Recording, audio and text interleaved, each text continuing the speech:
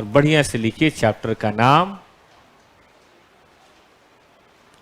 Amalgamation and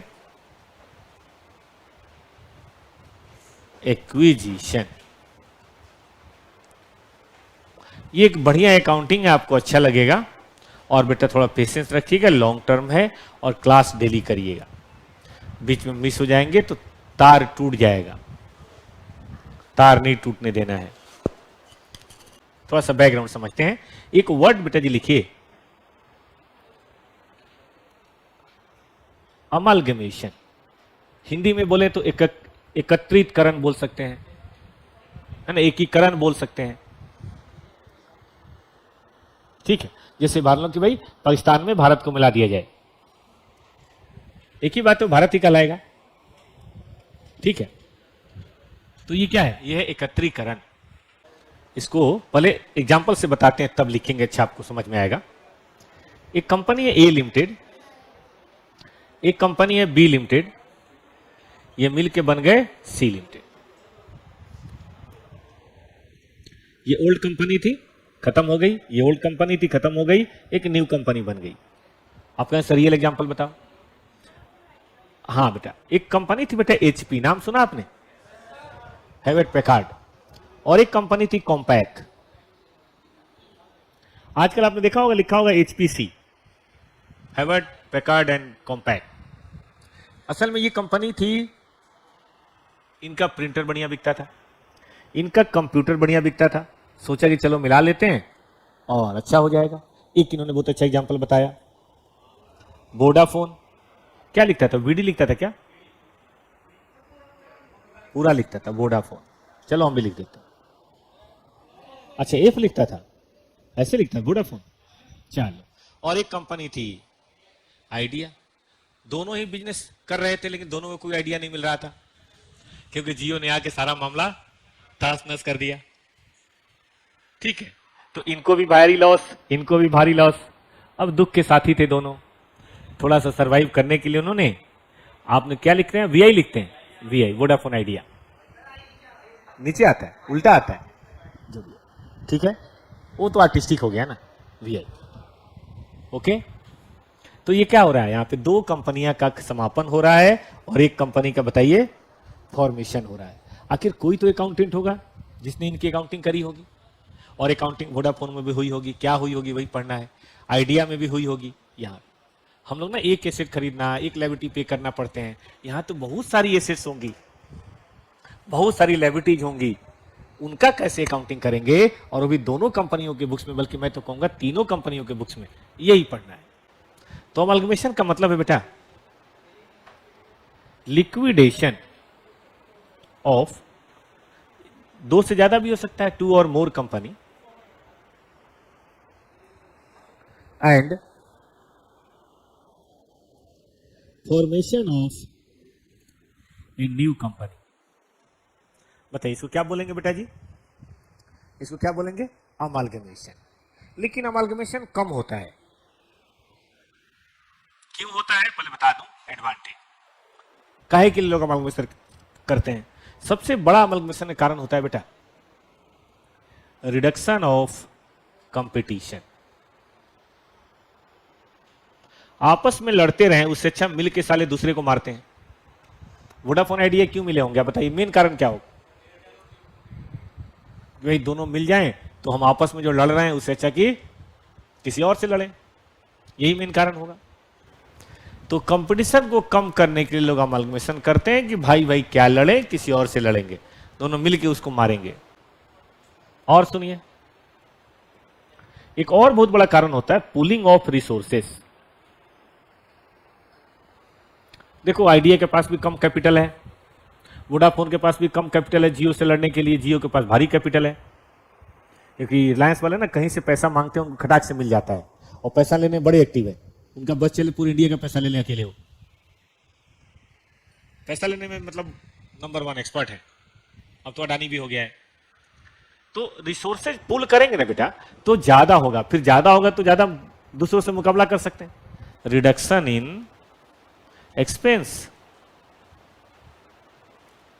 उसी काम के लिए हम भी कर रहे हैं, उसी काम के लिए आप भी कर रहे हैं, क्या फायदा, एक ऑफिस होगा और एक ही ऑफिस में हम दोनों चीजें बेच लेंगे। तो और भी कई सारी चीजें होती हैं जिनके चलते क्या होता है बेटा, बोलिए, रिडक्शन होता है, जिसके चलते रिडक्शन होता है। ठीक है ना बालकों, अब आगे चलें। अमालगमेशन जिसके चलते लोग करते हैं, लेकिन ज्यादा ये नहीं होता, ज्यादा बेटा ये होता है एक्विजिशन। कई बार इसको बोलते हैं टेक ओवर, ज्यादा ये होता है। ये जो हजारों एग्जांपल है, नाम सुना एसीसी, इसको अभी तुरंत परचेज किया था अडानी इंटरप्राइज, जो भी उसका नाम रहा वो कंपनी का। जस्ट डायल का नाम सुना आपने, जस्ट डायल एक कंपनी हुआ करती थी, उसको रिलायंस के पता नहीं किस कंपनी ने क्या किया, हाँ जो भी है।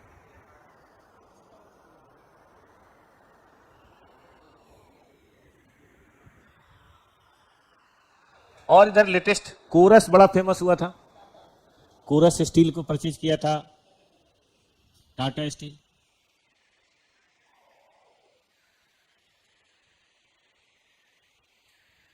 कोरस को, लैंड रोवर जगुआर को परचेज किया था टाटा मोटर्स ने। टेटली एक कंपनी हुआ करती थी अमेरिका की, टेटली, इसको परचेज किया था टाटा टी ने। और ये तो बड़े नाम हैं, बाकी छोटे छोटे तो आप कंपनी पेपर पढ़िए, हर 5-7 दिन के बाद आपको टेक ओवर की खबर आएगी। लॉस में है तो भी टेक ओवर होता है, और बहुत अच्छा प्रॉफिट में है, लेकिन आगे बढ़ने के लिए हमारे पास रिसोर्स नहीं है, सामने दीवार है और दीवार बहुत ऊंची है, तो टाइम से टक्कर नहीं ले पाएंगे, तो भी लोग बेच के निकल लेते हैं, पैसा काउंट करेगा निकलो। मैं कहना चाह रहा था कि इस तरह से बिजनेस में खूब होता है, लॉस मेकिंग वाले भी अपने बिजनेस को बेचते हैं, प्रॉफिट वाले भी बेचते हैं। प्रॉफिट वाले अच्छा पैसा मिले तो बेच के निकल लेते हैं, लॉस वाले मजबूरी में बेचते हैं। सामने वाला क्यों खरीदता है, उसका बड़ा फायदा। ये हुआ बेटा वेंडर, है ना, और ये कौन हुआ, वेंडर क्यों बेचता है, वेंडर बेचता है लॉस मेकिंग है, क्या करें चल नहीं रहा, वेंडर बेचता है गुड वैल्यूएशन मिल रहा है। देखो आदमी बिजनेस में क्या करेगा बेटा, जरा ध्यान से सुनो, कमाएगा। मान लो बेटा आप 50-50 करोड़ कमाओगे अगले 10 साल, मान लो। देखो फॉर एवर तो कोई बिजनेस है नहीं, आपको कोई 50-50 करोड़ की प्रेजेंट वैल्यू जो है उससे ज्यादा कोई दे दे तो कोई दिक्कत। मान लो कि मैं टॉपर क्लास से चला रहा हूं, अगले 10 साल तक मैं 5-5 करोड़ कमाऊंगा, ठीक है, प्रेजेंट वैल्यू पढ़ा आप लोगों ने, तो 5-5 करोड़ कमाऊंगा, 5 करोड़ इंटू 10 50 करोड़ बनता है, उसकी प्रेजेंट वैल्यू मेरे ख्याल से 30 के करीब होगी। अगर मुझे कोई वैसे ही 70-80 करोड़ दे दे तो समझदारी यही है कि आप उसको बेच दें और कुछ और करें, तो व्यापार करने में मनाही थोड़े ना है। तो अच्छी वैल्यूएशन मिले तो भी बेच देते हैं। ये क्यों खरीदते हैं, परचेजर क्यों खरीदता है लॉस मेकिंग,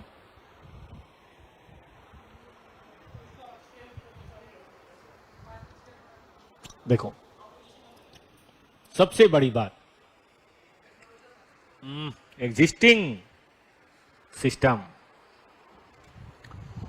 देखो बिजनेस का मतलब सिर्फ फैक्ट्री नहीं होता बेटा, एक जगह हुआ सिस्टम होता है। जैसे मान लो किसी ने खरीदा होगा एंकर, तो एंकर की फैक्ट्री गुजरात में रही होगी। फैक्ट्री तो छोटी सी चीज है, फैक्ट्री तो कोई भी आदमी साल भर 1.5 साल में बना लेगा, जमीन खरीदनी है, बिल्डिंग बनानी है, मशीन लगानी है। असली होता है उसमें इंप्लॉई, सही जगह पे सही आदमी लाने में टाइम नहीं लेगा, तो इंफ्रास्ट्रक्चर, स्टाफ। तीसरा सुनो, माल बेचना भी तो है, बनाना तो दुनिया के सबसे आसान काम है बेटा जी, असली काम क्या है, बेचना। पूरे इंडिया लेवल पर नेटवर्क एंकर का पहले से बना हुआ है, हर स्टेट में हर डिस्ट्रिक्ट में डिस्ट्रीब्यूटर है, जहां माल जा रहा है उनसे काम चल रहा है। अब डिस्ट्रीब्यूटर को क्या ही फर्क पड़ता है कंपनी का मालिक कौन है, उसको तो कंपनी से मतलब है, बिलिंग कंपनी के नाम से होती है। ठीक है, पर्सनल टच है, थोड़ा उसको बुरा लगता है, लेकिन काम चल रहा है उसका भी, तो उसको क्या हर्ज है। अगर मान लो पैनासोनिक इंडिया में बनाता तो हो सकता था बना ही नहीं पाता, क्योंकि जितनी गहरी जानकारी एंकर वालों को थी पिछले 30 साल का, वो पैनासोनिक को बाहर वाले को थोड़े ना हो जाता, बाहर वाले यहां बेच ही नहीं पाते। इसीलिए आप तो कभी ध्यान दीजिएगा, बाहर की जितनी बड़ी कंपनियां आती हैं इंडिया में आते ही 2-3 एक्विजिशन करती हैं? बताओ किस लिए करती हैं? एक्स्ट्रा पैसा देके करती हैं? सिस्टम के लिए।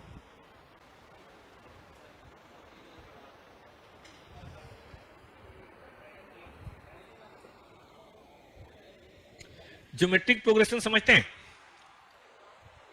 देखो, एक तो होता है बेटा अर्थमेटिक ग्रोथ। अर्थमेटिक मतलब होता है 2+2+2, है ना? ऐसे होता है। ज्योमेट्रिक में क्या होता है कि 2 × 2 × 2 ये होता है ना। तो बेटा एक्विजिशन किया जाता है ज्योमेट्रिक ग्रोथ के लिए। आज अडानी एक दिन में इंडिया का दूसरा सबसे बड़ा सीमेंट मेकिंग का कंपनी बन गया। बताओ कैसे? टेक ओवर करके। फैक्ट्री बना के तो 10 साल भी नहीं होता। खुद से बनाने की स्पीड बेटा हमेशा स्लो होगी, और जमा जमा सिस्टम को खरीदने का कुछ और होगा। तो ज्योमेट्रिक ग्रोथ, सुनो ना, ज्योमेट्रिक ग्रोथ का ये बहुत ही अच्छा तरीका है। अच्छा, इसमें भी रिडक्शन कम होता है। रिडक्शन ऑफ कंपटीशन, सुनो कैसे? तुम किसी को खरीद लोगे तो कम से कम वो तो फटर फटर नहीं करेगा ना। मान लो आज जियो वोडाफोन को खरीद ले, तो वोडाफोन से तो कंपटीशन कम हो गया। कंपटीशन कम करने का तरीका है ये।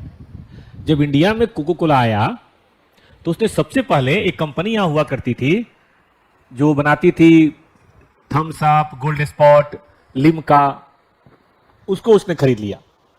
एक तो फायदा ये हुआ कि उसका नेटवर्क मिल गया। पूरे इंडिया में नेटवर्क था, हर सिनेमा हॉल में था, उसका हर पान की दुकान पे था, तो उस पे अपना कोको कोला और कोक बेचने में आसानी हुई। पेप्सी को बनाने में टाइम लगा, उसको बना बनाया मिल गया। 200-400 करोड़ रुपए फालतू देने पड़े, और क्या। और सुनिए, उसने चाहा कि थम्स अप और लिम्का बंद कर दूं। थम्स अप जैसा उनका कोक है, लिम्का जैसा उनका वो क्या होता है, वो फैंटा या पता नहीं क्या आता है उनका। लेकिन थम्स अप और लिम्का इंडियन कल्चर में इतना मिला हुआ था कि बंद नहीं कर पाए। हो गया, और क्या ही करना। तो उम्मीद करते हैं अमलगमेशन और एक्विजिशन कॉन्सेप्चुअली बच्चे समझ रहे हैं। इसमें क्या होता है गौर से देखो, एक सेलर होता है और एक परचेज। लिक्विडेशन एक कंपनी का होता है, फॉर्मेशन नहीं होता। फॉर्मेशन वाली कंपनी तो पहले से होती है। लिक्विडेशन ऑफ वन और मोर कंपनी,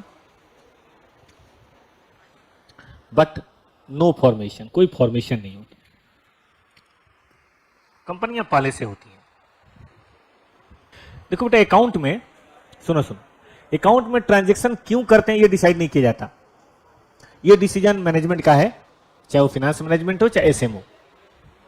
लेकिन अगर ट्रांजैक्शन हुआ है तो उसकी अकाउंटिंग कैसे होगी, ये अकाउंट में पढ़ाया जाता है।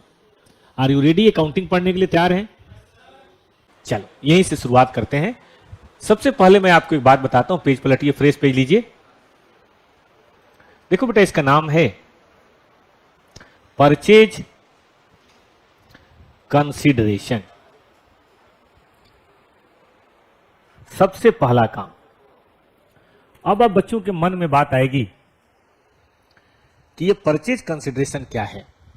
अब आप ही बताओ, जब एसीसी को अडानी ने खरीदा होगा तो एसीसी के जो भी शेयर होल्डर होंगे और अडानी वालों के बीच में क्या कोई एग्रीमेंट नहीं हुआ होगा कि हम बिजनेस आपको देंगे, मना नहीं कर रहे, तो क्या मुफ्त में देंगे या आप हमें कुछ देंगे? आप जो देंगे उसका नाम क्या है? Purchase consideration.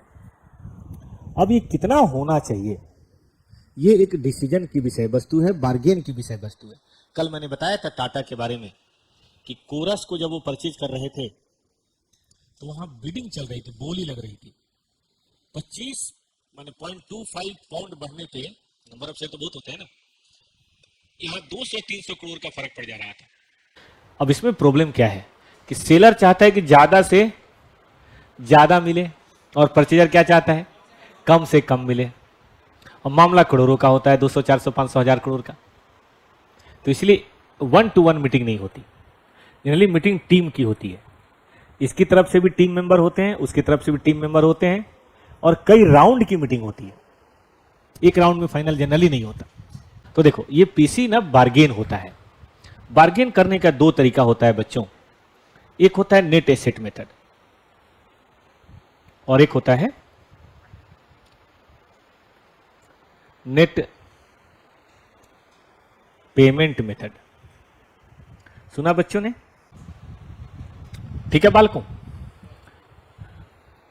अब नेट एसेट मेथड में क्या होता है अभी पढ़ाता हूं। नेट पेमेंट मेथड में क्या होता है, देखो किसी भी कंपनी को बेटा आप परचेज कर रहे हो तो दाम कैसे लगाओगे, आप ही बताओ ना। जो उसके पास होगा उसकी वैल्यूएशन करोगे। जैसे एग्जांपल के तौर पे आप टॉपर क्लासेस को खरीदना चाहते हो, बताओ भाई, बोली लगाओ भाई, तुम टॉपर्स की एसेट देखो यार। तो देखो किसी की भी एसेट खरीदोगे बेटा तो जो भी है लैंड एंड बिल्डिंग, 3-3 बिल्डिंगें हैं, बड़ी बड़ी बिल्डिंग आपने देखा होगा भाई, तो लोगे ना वो भी, तभी तो बात बनेगी। मैं बेचूंगा तो बिल्डिंग सहित बेचूंगा ना, वरना कहां कोचिंग कराओगे, मेट्रो पे कोचिंग कराओगे। कोचिंग के लिए तुम्हें चाहिए कि नहीं बिल्डिंग? अच्छा और बताओ, ये कंप्यूटर पर नहीं लोगे, कोचिंग कैसे करोगे फिर? लोगे? बताओ भाई, फर्नीचर वगैरह नहीं लोगे, बच्चों को दरी पे पढ़ाओगे, लोगे? नहीं लोगे? ये 3 चीज लोगे ना। अच्छा स्टॉक वगैरह है वो लोगे? भाई पुराना स्टॉक जो चल रहा है, करंट बैचेज के नोट्स तो लोगे ना। कोई भी कंपनी खरीदोगे तो इन्वेंट्री तो लोगे ना। टॉपर्स में तो रिसीवेबल नहीं होता, लेकिन बिजनेस में तो रिसीवेबल होता है, और कैश एंड कैश इक्विवेलेंट, बाकी और भी एसेट्स। ठीक है बेटा। अच्छा बुक वैल्यू पे लोगे या इसके कोई बार्गेन करोगे? बैलेंस शीट पे जो होगा मान लोगे, बार्गेन करोगे। बैलेंस शीट तो मैं भी नहीं मानूंगा, कारण क्योंकि कंप्यूटर तो मैं बैलेंस शीट पे दे दूंगा, फर्नीचर तो balance sheet, land and building balance sheet पे नहीं दूंगा, क्योंकि उसमें तो बुक वैल्यू होगी हिस्टोरिकल कॉस्ट। अब वो वाली बिल्डिंग मैंने खरीदी थी 1,173 मतलब 1.73 करोड़ की, और 2003-4 में खरीदी थी। अब चल रहा है 2024, भाई नहीं उसका दाम है तो कम से कम मार्केट वैल्यू तो लूंगा भाई, फेयर वैल्यू। 30 करोड़ तो है उस बिल्डिंग का। ये वाली मैंने खरीदी थी 6 में, 2008 में, अब नहीं होगा तो कम से कम 30 तो होगा ही। तो भैया मैं तुम्हें बुक वैल्यू पे तो देने से रहा, समय बदल गया। 30 साल बहुत समय होता है यार, 20 साल बहुत समय होता है। लक्ष्मीनगर में सारे घर उस समय 1 फ्लोर के थे, अब जाकर देखो लक्ष्मीनगर के गलियों में धूप ही नहीं आती, सारे घर टूट टूट के 5-5 फ्लोर के बन गया। देखा ही होगा आपने, थोड़े समय में हवा भी नहीं आएगी जिस तेजी से बढ़ रहा है पॉपुलेशन, तो जाहिर है जमीन का रेट बढ़ गया। कंप्यूटर वगैरह हो सकता है बुक में जो हो ठीक ना हो, तुम कहो नहीं सर ये सेकंड हैंड कंप्यूटर के दाम पे नहीं लेंगे, हम कम में लेंगे, तो बुक वैल्यू पे डीलिंग नहीं होती। डीलिंग आज की तारीख में जो फेयर वैल्यू होती है ना बेटा, उस पे होती है। फेयर वैल्यू समझते हो, है ना? तो ये सब तय अपना जो करेंगे हम, सबका कोई ना कोई बेटा एग्रीड वैल्यू होगा। ठीक है बेटा जी। अब एग्रीड वैल्यू देखो दोनों हिसाब से, आप केवल आप जिद करोगे तो उससे कुछ नहीं होगा, मेरी भी तो मर्जी होनी चाहिए। हम दोनों मिलके जहां पे तय करेंगे तो ठीक है, वरना नहीं होगा अमलगमेशन। सोनी टीवी में, सॉरी जी टीवी में यही हुआ, हल्दीराम में यही हो रहा है। किसी एक के चाहने से नहीं होगा। एग्रीमेंट का मतलब प्रपोजल होना चाहिए और उसका बताइए एक्सेप्टेंस होना चाहिए। जब तक एक्सेप्टेंस नहीं तब तक आएगा। आप प्रपोज करो 500 रुपए ले लो, मुझे नहीं मंजूर है, बात खत्म, नो एग्रीमेंट। ठीक बात है कि नहीं?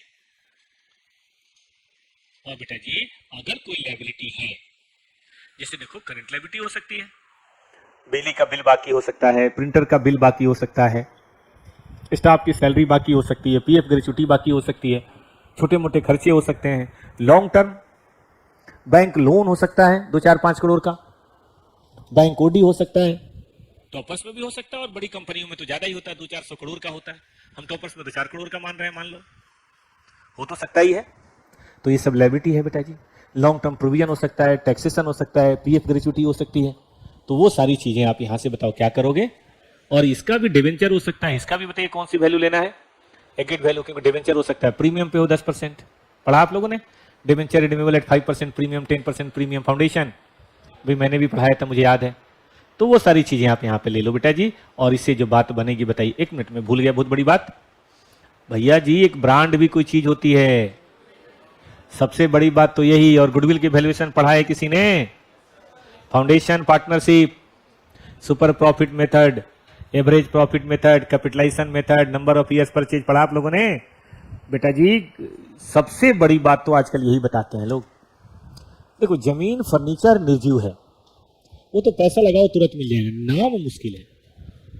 जैसे देखो यहाँ पे हीरा स्वीट्स है, लत्थू स्वीट्स है, इसकी चौड़ी भी लोकल ब्रांड है, आप इनको हल्के में ना लो। तो गुडविल की वैल्यूएशन भी बहुत बड़ी बात होगी। तो बेटा जी ये सब ले लो और जो निकले बताओ क्या है वो। हाँ प्रियंका चोपड़ा नहीं, परचेज कंसिडरेशन। चलो आ जाओ नंबर 2, नेट पेमेंट।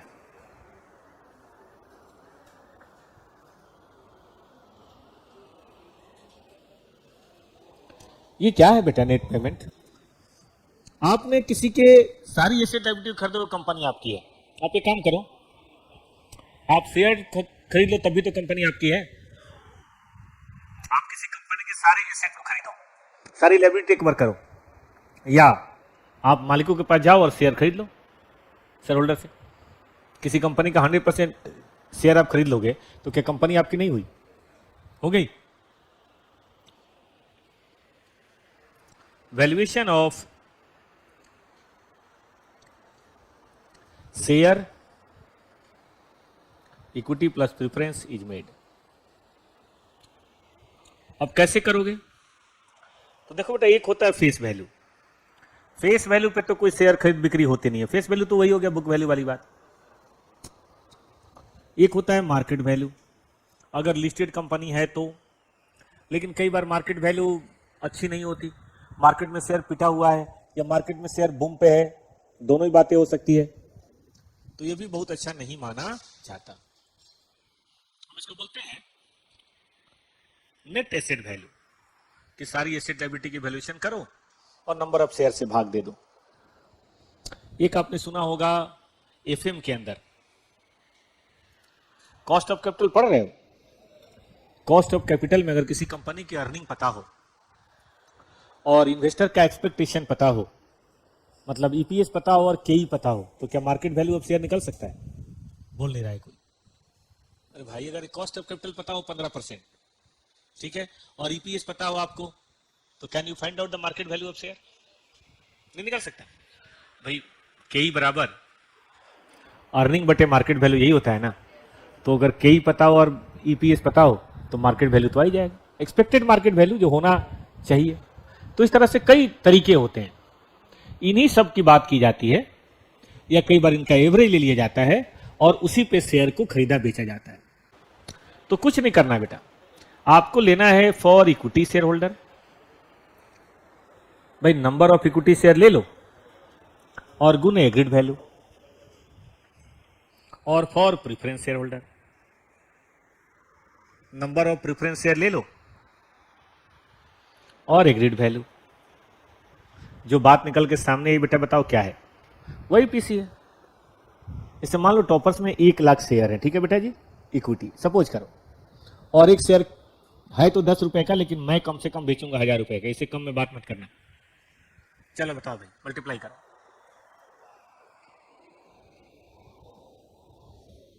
ठीक है। और 50,000 प्रेफरेंस शेयर है 100 रुपए वाले, उसको मैं 100 रुपए बेच दूंगा, बताओ कितना हुआ ये?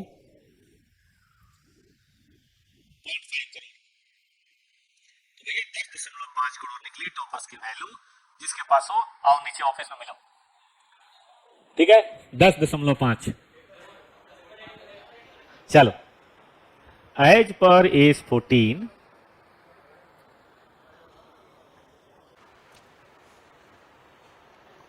सम total payable to share holders, अब चाहे इक्विटी हो चाहे प्रीफरेंस, उससे फर्क नहीं पड़ता, इन एनी फॉर्म, किसी भी फॉर्म में, इक्विटी दे दो, प्रीफरेंस दे दो, डिवेंचर दे दो, कैश दे दो, किसी भी फॉर्म में आप जो शेयर होल्डर को पे करेंगे, ठीक है। एक वर्ड यहां पे बेटा मैं अलग कलर से जोड़ रहा हूं, only is to be included in PC. Short form याद रहेगा पीसी का, परचेज कंसिडरेशन, ये शॉर्ट फॉर्म है। Long form PC. Payment to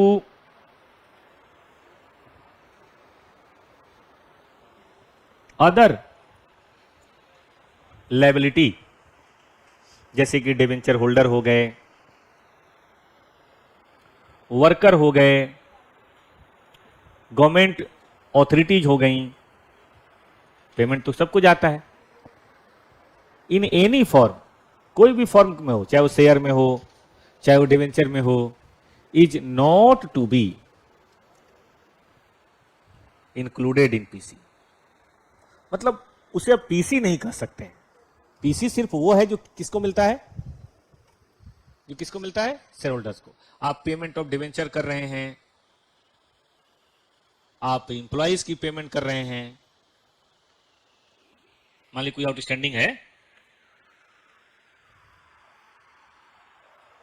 कोई टैक्सेज दे रहे हैं, इन सब की पेमेंट करिए, पेमेंट करने की मनाही नहीं है, लेकिन वो पीसी नहीं कहा जाएगा। पीसी सिर्फ क्या कहा जाएगा, जो शेयर होल्डर। फॉर एग्जांपल आप टॉपर्स खरीद रहे थे परसों, मान लीजिए आपने टॉपर्स खरीदा, ठीक है, तो देखो टॉपर्स खरीदा तो हम शेयर होल्डर को, राजीव सर, हमें, अरविंद सर को जो पैसे देंगे वही पीसी है। आपने स्टूडेंट को पार्टी करा दी, आपने यहाँ के इंप्लॉइज को पैसे दिए, बोनस दिया, कंपनसेशन दिया, आपने गवर्नमेंट को टैक्सेज दिया, वो सब पीसी नहीं कहलाएगा। मतलब पीसी की डिफिनेशन जो रिस्ट्रिक्टेड है, सिर्फ कौन सी डिफिनेशन में शामिल है, सिर्फ कौन सी, payment to the share holder. Share holder समझते हैं सब लोग, इतने तो सब लोग अब पढ़ लिए हैं लॉ में। इक्विटी हो प्रेफरेंस इससे फर्क नहीं पड़ता, लेकिन सिर्फ उसकी पेमेंट शामिल होगी अगर आपने डिवेंचर होल्डर को, आपने वर्कर को, आपने गवर्नमेंट इंप्लॉय, क्या बोलते हैं, गवर्नमेंट ऑथोरिटीज को कुछ भी पे किया, टैक्स है चाहे जो भी है, वो पीसी नहीं कहलाएगा। हम ये नहीं कह रहे कि पेमेंट नहीं करना है, ये तो देखो जो लीगली बनेगा वो पेमेंट करना ही पड़ेगा। डिवेंचर होल्डर को नहीं दोगे तो एडमिशन नहीं होगा, लेकिन उसका नाम परचेज कंसिडरेशन नहीं है। परचेज कंसिडरेशन वर्ड का इस्तेमाल सिर्फ किसके लिए करेंगे, सिर्फ इक्विटी या प्रेफरेंस शेयर होल्डर्स की पेमेंट के लिए। चलें आगे, आगे बढ़ो। एक क्वेश्चन छोटा मोटा केवल पीसी के लिए किया जाए। मैं अकाउंटिंग करने से पहले चाहता हूं कि आप क्वेश्चन का कलेवर देखें, ये क्वेश्चन कैसा दिखता है अमलगमेशन का। देखिए तो,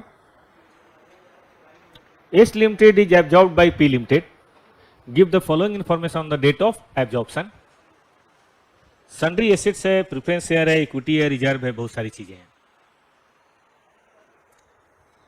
क्या एग्री हुआ दोनों के बीच में कि हम इशू करेंगे 9% प्रेफरेंस शेयर, कितना बेटा, 100 each, in ratio of 3 for every 4 share. कुछ बार्टर सिस्टम है, गलत बोल दिया मैंने, 3 इशू करेंगे 4 के बदले, तो 4:3 हो गया है ना। ऐसे डिवेंचर होल्डर को इतना देंगे, हमने पढ़ा था पीसी में डिवेंचर होल्डर की पेमेंट शामिल नहीं होता, उसको कैश भी देंगे तो भी शामिल नहीं होगा, यहां तो डिवेंचर दे रहे हैं। लेकिन ये अगर लिखा होता शेयर होल्डर को इशू कर रहे हैं तब शामिल। 20 रुपए पर शेयर ध्यान रखिएगा, और 6 इक्विटी शेयर 100 का देंगे, लेकिन उसकी वैल्यू कितनी मानी जाएगी, 125 रुपए। मार्केट में तो शेयर के दाम ज्यादा होते हैं, आपको पता ही है, हर 5 शेयर के बदले। तो क्या तय हुआ बेटा,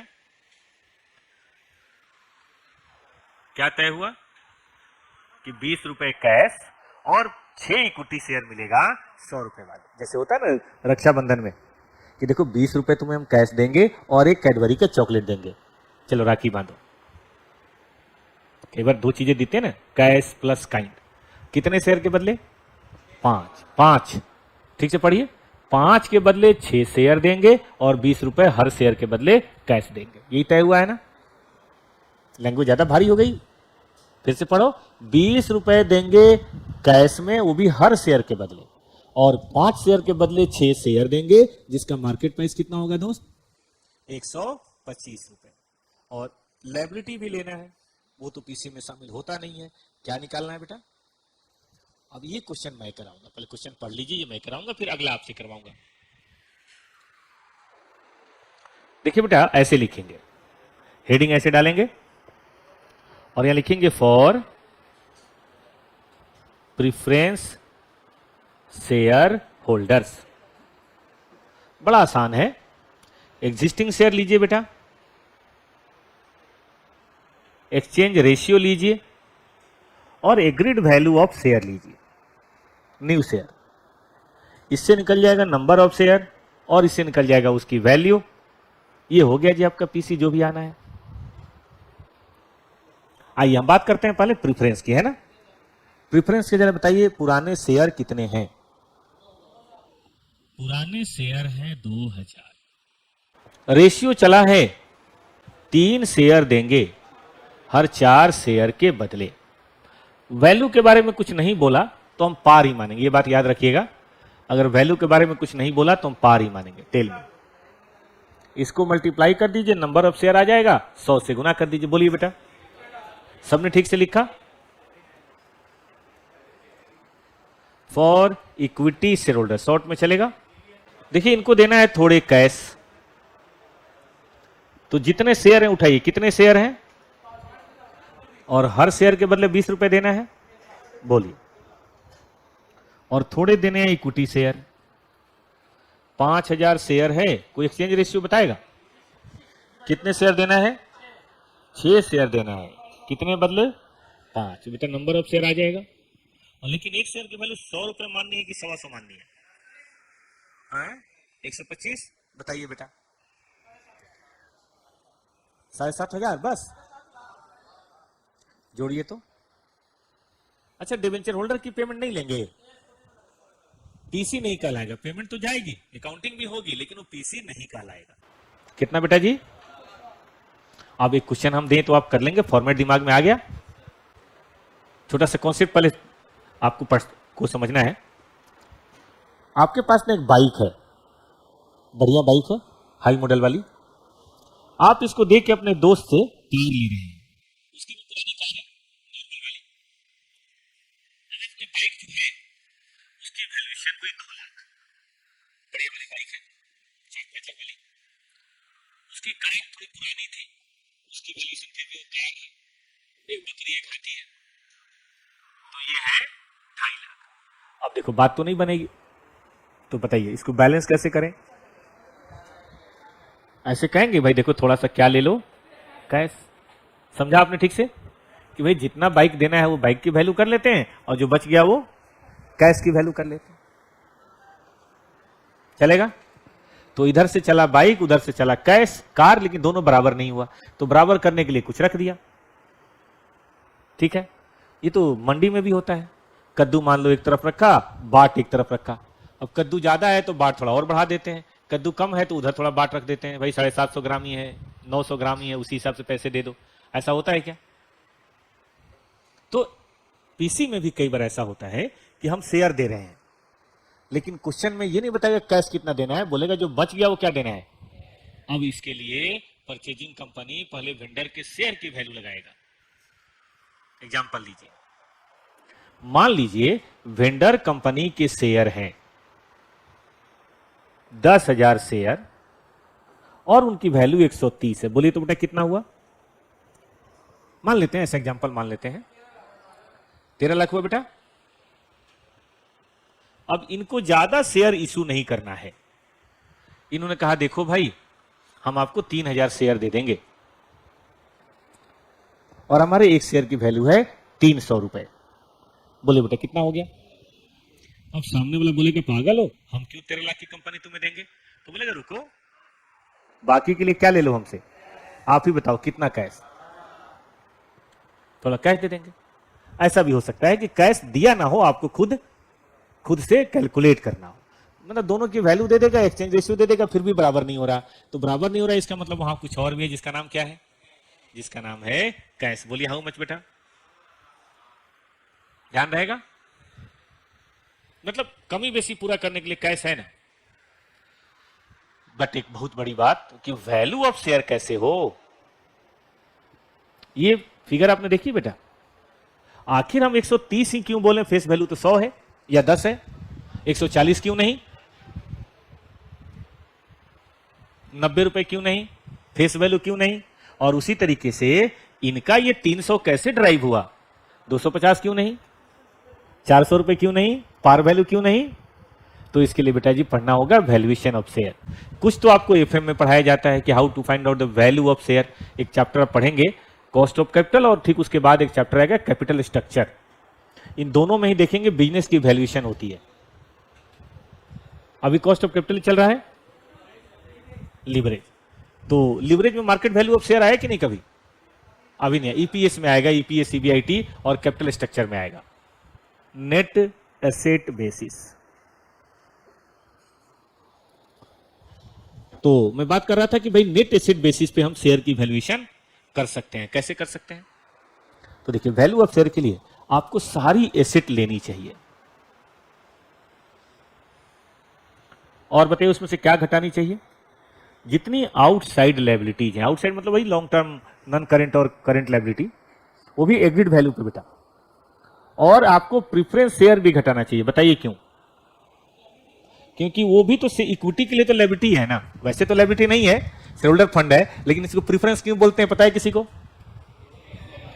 कि जब डिविडेंड देना हो तो इक्विटी से पहले, और बेटा जी जब कैपिटल देना हो तो भी इक्विटी से पहले, इसीलिए इसको प्रेफरेंस शेयर बोलते हैं। 11th क्लास में पढ़ा होगा आप लोगों ने, या लॉ वगैरह में पढ़ा होगा। हाँ, ऐसी चीजें बेटा थोड़ी थोड़ी ना बैकग्राउंड में जिसकी होती है ना, उसको सीए पढ़ने में दिक्कत नहीं होती है। बैकग्राउंड में रखो ये सब चीजें, दिमाग के किसी कोने में हल्की फुल्की बातें, तब बड़ी चीजें समझोगे। बड़ी चीजों के समय छोटी चीजों में फंसोगे, बड़े का मतलब नहीं समझ आएगा। कर लिया?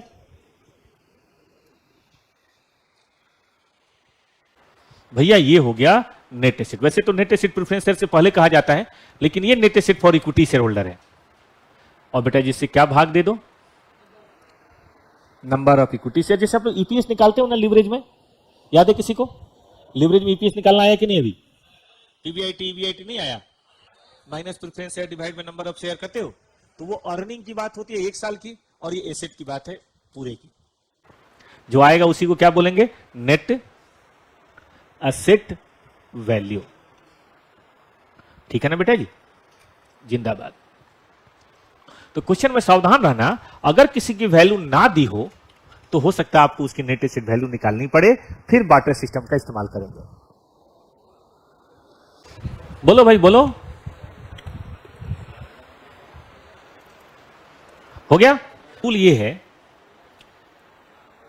कि न्यू बैलेंस शीट क्या है? Old balance sheet plus minus adjustments, यही न्यू बैलेंस शीट है।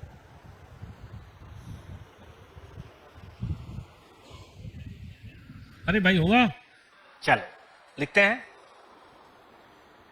बेस्ट लिमिटेड बैलेंस शीट, अब वो 31 मार्च था तो हम एज ऑन 1/4 कर देते हैं, या सबसे बढ़िया लिख देते हैं after absorption.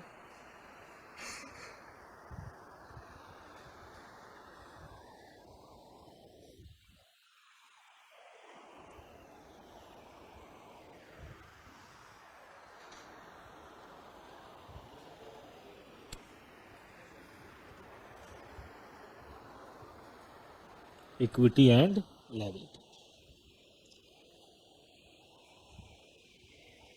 Share holders fund. Formatting बेटा जरूर करना है, एक मैं कराता हूं, फिर आगे आपसे और बनवाऊंगा। बन गए?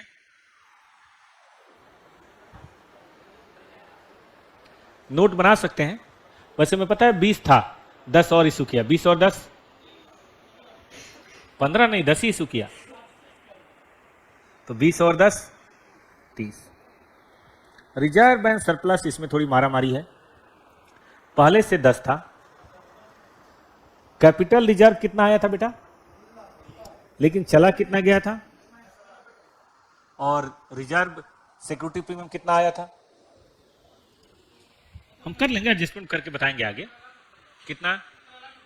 ये कैलकुलेशन आई सबको समझ में? नहीं आई?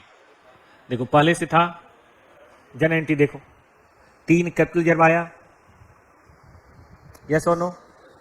0.1 चला गया स्टॉक रिजर्व, 5 सिक्योरिटी प्रीमियम आया, इंटू नंबर 3 आया।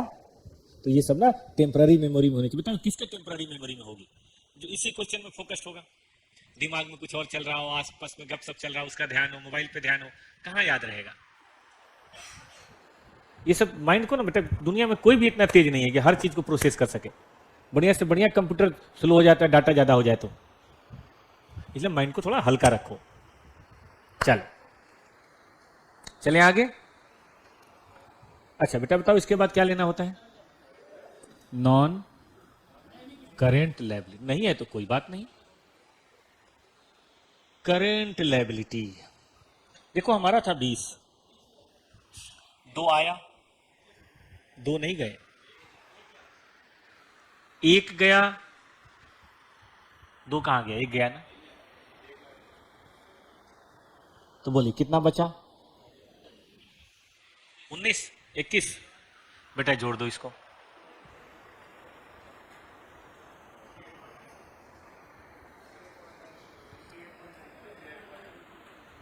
सिक्सटी। अब जरा एसेट साइड टैली कर दोगे आप लोग, म्यूचुअल ऑब्लिगेशन को ध्यान देते हुए, अनरियलाइज प्रॉफिट को ध्यान देते हुए करो।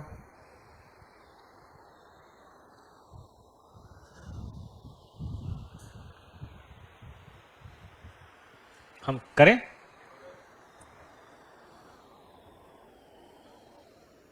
लिखिए एसेट्स, लिखिए नॉन करेंट एसेट्स। शुरू करें बेटा नॉन करेंट एसेट में कहानी। आइए सबसे पहले बात करते हैं पीपीई। हमारा 25 था, 15 और आ गया। बताइए non current investment 5, current assets देखिए हमारा 20 था, 5 आया, और एक अनलाइज प्रॉफिट भी तो कम होगा, करके बताएं। जोड़िए तो बेटा, टैली हो रहा है। High and low amalgamated from 1st April. A new company Little Limited was formed to take over the business.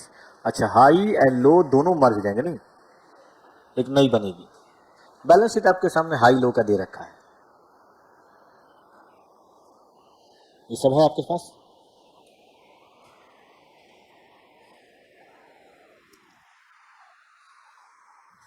यहाँ भी बहुत सारी चीजें हैं। Debenture holder of high and low are discharged by little by issuing such number of share to maintain the same amount of interest. ये एक नई चीज है जो पीछे लैंग्वेज आपके पास नहीं आई थी, बताएंगे क्या मतलब है, थोड़ी देर में बताएंगे, ठीक है। नया है, preference holder issued equivalent number at a price of this much. ये तो पहले भी पढ़ रखा है, नंबर वही रहेगा, रेट थोड़ा ज्यादा है। 4 इक्विटी शेयर दिए जाएंगे हाई को, 3 इक्विटी शेयर देंगे लो को, और माना जाएगा 35 रुपए का, जो कि फेस वैल्यू 10 है। वो भी नॉर्मल है, मेरे ख्याल से पहले पढ़ चुके हैं। Investment allowance reserve to maintain for 2 more year, ये नई चीज है। तो 1 और 4 के लिए भी हम क्वेश्चन करेंगे, लेकिन जरा क्वेश्चन कंप्लीट पढ़ लें। लो जी, सीधे बैलेंस शीट बनाना है, मतलब इसमें ना तो वेंडर कंपनी के जर्नल लेजर, ना परचेजिंग का जर्नल, सीधे बैलेंस शीट। तो कैसे सीधे बैलेंस शीट बनाएं ये सीखेंगे हम लोग। इससे क्या है कि समय की बचत होगी, नहीं तो देखो जनरल पास करना पड़ेगा, सारा बवाल करना पड़ेगा, ठीक है कि नहीं। टाइम तो सब में लगता है भाई, इतना आसान तो है नहीं। एग्जामिनर भी नाराज हो जाए, क्या मतलब है यार, जो पूछ नहीं रहे तो फालतू का ज्ञान क्यों दे रहे हो। आजकल किसी को ज्ञान दो तो सामने वाला भड़क जाता है। अपने दोस्त को ज्ञान देके देखो, बोलेगा अपने बाप को मत सिखा, ठीक है कि नहीं। तो फालतू का ज्ञान नहीं देना, जो क्वेश्चन की रिक्वायरमेंट है कोशिश करनी है वही करने की, जब तक बहुत अति कोई चीज जरूरी ना हो। तो कैसे बैलेंस शीट सीधे बनाएंगे वो भी बात करेंगे। तो 3 चैलेंजेस इस क्वेश्चन मुझे दिखाई दे रहे हैं। पीसी कैलकुलेशन तो नहीं दिख रहा है, चैलेंज तो पहले भी कर रखा है, लेकिन उसके बाद ये 2 बातें क्या कहता है और सीधे बैलेंस शीट कैसे बने। नंबर देखिए, कितना नंबर है बेटा, कुछ तो होगा, 15 नंबर का है तो अब 14 का आ जाएगा। तो एक काम करें, पहले फर्स्ट थिंग फर्स्ट, आप निकालेंगे पीसी, 2 मिनट समय दूं, 2 कॉलम में बनेगा, पता है ना आपको क्यों, 2 कंपनी में 2 कॉलम बनता है ना। चलिए मैं समय देता हूं, 9:44 तक 2 कॉलम करके मुझे पीसी बताएं, फिर मेरी बारी शुरू होगी।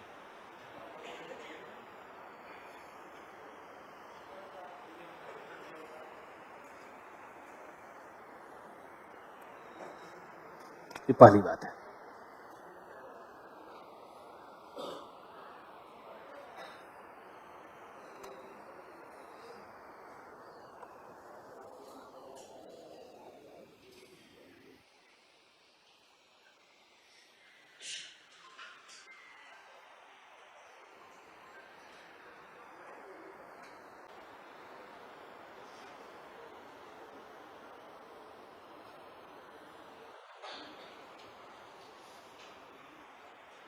हो गया बेटा जी? चलिए, फॉर प्रिफरेंस शेयर होल्डर बताइए। नंबर वही रहेगा, बस प्राइस बढ़ जाएगा। नंबर देखते हैं जरा, और फिगर्स आर इन लैक्स।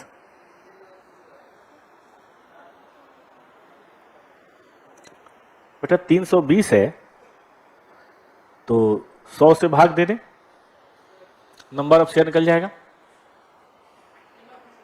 और गुने 125 कर दें। हाँ, लेकिन हम तो पूरे पे लिखेंगे ना। बोलिए 400, और उनका है 175।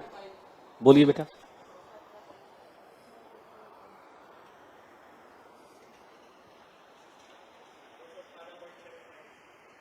और ये 0.75 भी लिखिएगा कि all figures are in lakhs.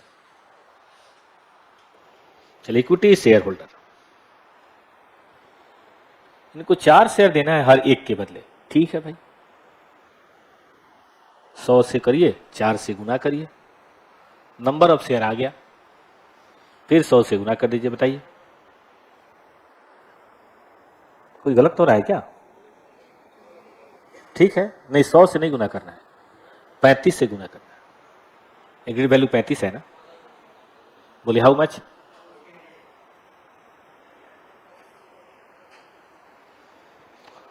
और 850 है, 100 से भाग दीजिए, 3 से गुना कीजिए, 35। बताइए तो बेटा।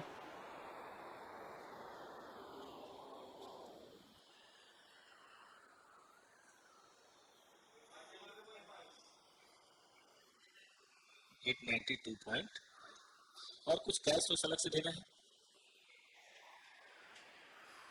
अब कितने लोग कंफर्टेबली बना लेते हैं? देखिए, एग्जाम में वही बना सकता है जो कंफर्टेबली घर पे बना ले। घर पे मारा मारी है तो फिर एग्जाम में दिक्कत है। इतने रियाज कीजिए, इतना रियाज कीजिए कि अमलगमेशन या कोई भी चैप्टर आपको घर पे आसान लगने लगे। बोलिए बेटा। नहीं हुआ? अब कहता है सीधे बैलेंस शीट बनाओ। ठीक है बच्चों, सीधे बैलेंस शीट में 2 बातें ध्यान देनी होंगी। एक तो एसेट लायबिलिटी मिलाएंगे, कुछ दिया नहीं है तो बुक वैल्यू ही माना जाएगा। लेकिन चूंकि पीसी नेट एसेट मेथड से नहीं है, नेट पेमेंट से है, तो गुडविल या कैपिटल रिजर्व हो सकता है, यस और नो, वो हमें पता नहीं। तो ना चाहते हुए भी आपको एक बार वर्किंग नोट बना के देखना पड़ेगा कि नेट एसेट कितना है और हम पीसी कितना दे रहे हैं। तो ये इसमें बहुत इंपॉर्टेंट हो गया, कैलकुलेशन ऑफ। क्योंकि वहां क्या था, वहां तो जनरेट करते तो फ्री में पता चल जाता था, लेकिन अब तो फ्री में पता चलेगा नहीं, हमें गुडविल या कैपिटल रिजर्व पता करना ही पड़ेगा। अलग अलग ना भी करें, इकट्ठा कर लें, कोई दिक्कत नहीं है। चलिए, कितना एसेट हमने लिया? लैंड एंड बिल्डिंग के बारे में कुछ नहीं बोला बेटा, जोड़ दीजिए।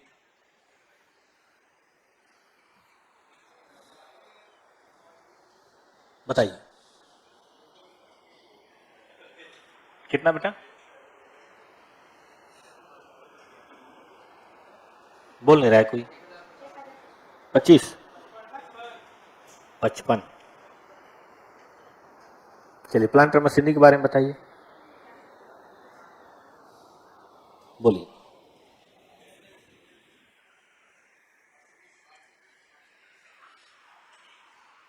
और इन्वेस्टमेंट के बारे में बताइए।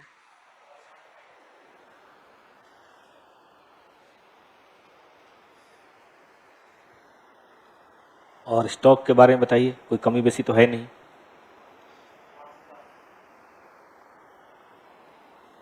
गुडविल होता ना तो उसको हम छोड़ देते। चलिए बताइए। 870, गलत हो गया, 535। बीआर के बारे में बताइए। कैसे में? कई लोग कहते हैं जब चेंज है नहीं तो सीधे दोनों एसिड को जोड़ दो, काम हो जाएगा। वर्किंग नोट ही तो चल रहा है। फिर भी हम बताते हैं कैसे, बोलिए। ये कितना आया, जोड़िए तो बेटा टोटल एसिड। कुछ दिखाना चाहता हूं मैं इसलिए जोड़ रहा हूं।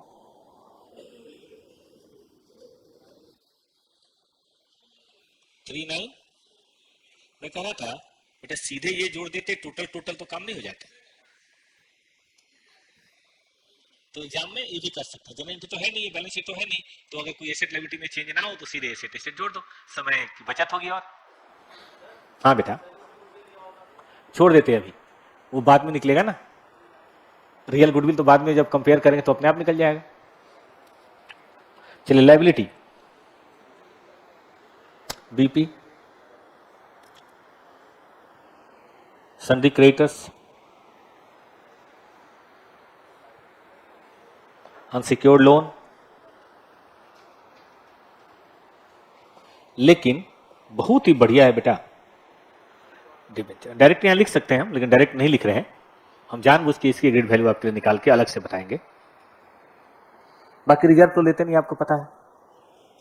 ये निकाल लेने दीजिए, अपने आप निकल जाएगा total net asset. Total PC हम यहां रख देंगे, जो निकलना होगा सो ऊपर वाले के दुआ से निकल जाएगा, गुडविल या कैपिटल। देख लेंगे क्या निकलता है। तो पहले पूरी पिक्चर आपके ध्यान में आ गई कि ये वर्किंग नोट तो करना ही पड़ेगा, क्योंकि जनरल एंट्री हम कर नहीं रहे।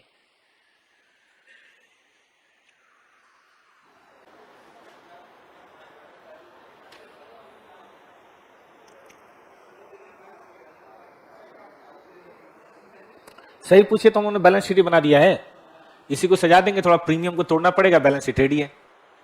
बट रुक जाइए अभी थोड़ा रुक के, समय लिख लिया क्या, पढ़िए फोकस बेटा। ऐसी ऐसी लाइन ही एग्जाम में परेशान करती है, और मुश्किल से 5-7 लाइन ऐसी है पूरे चैप्टर में, एक ये है। क्या कहता है, कहता है बेटा जी कि हम इतने नंबर शेयर इशू करेंगे 15% वाले डिवेंचर के, कि अमाउंट ऑफ इंटरेस्ट वही होगा। मतलब पहले आपको एक से इंटरेस्ट मिलता था, तो बाद में भी इंटरेस्ट बताइए एक से मिलेगा, तो जाहिर है फेस वैल्यू कम ज्यादा करनी पड़ेगी। पहले आपको डिवेंचर कितने वाले थे, 15 वाले, सॉरी 13 वाले, अब इशू हो रहे हैं 15 वाले, लेकिन रेट ऑफ इंटरेस्ट वही रहेगा, तो जाहिर है फेस वैल्यू कम करेंगे। बताता हूं, देखिए मैं जानबूझ के थोड़ा लॉन्ग लिख रहा हूं, बाद में शॉर्ट कर दूंगा, ठीक है। For same amount of interest,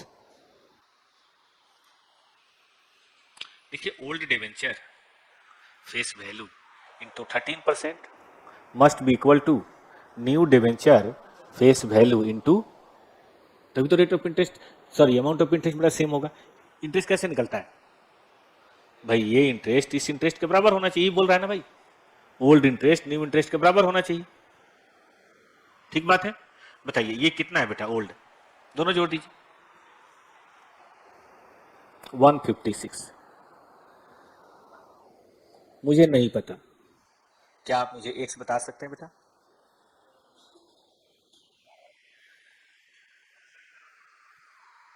one 35 हम चाहे तो अलग अलग भी निकाल सकते हैं, एक्स का अलग और वाई का अलग, हाई का अलग और लो का अलग, यानी कि face value of new debenture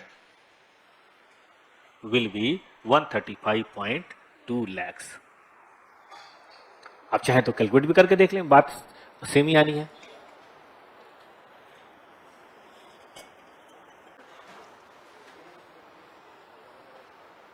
तो यहां पर रख लीजिए।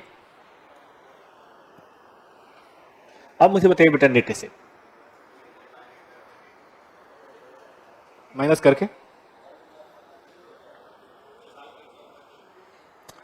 कितना 3587.8, और पीसी मुझे पता ही है बेटा, दिस एंड दिस 1800 और 1111। चलिए जोड़िए तो 291। चलिए पीसी बताइए बेटा सॉरी, गुडविल या capital reserve, how much? 676 point. अब चाहते तुम अलग अलग भी निकाल सकते थे, इसको मतलब नहीं है, बैलेंस शीट तो एक ही बनना है। तो ये दूसरी वर्क में बेहद जरूरी थी। अब एक बात और छुटी हुई है जिसका नाम है इन्वेस्टमेंट अलाउंस रिजर्व, वो सीख लेते हैं, फिर बैलेंस शीट बनाना कौन सी बड़ी बात है। यही तो बैलेंस शीट है जो आप देख रहे हैं, इसी को सजा देंगे तो बैलेंस शीट हो जाएगा। लेकिन जरा वो पहले पढ़ लेते हैं, कॉन्सेप्ट की कॉपी में लिखिए।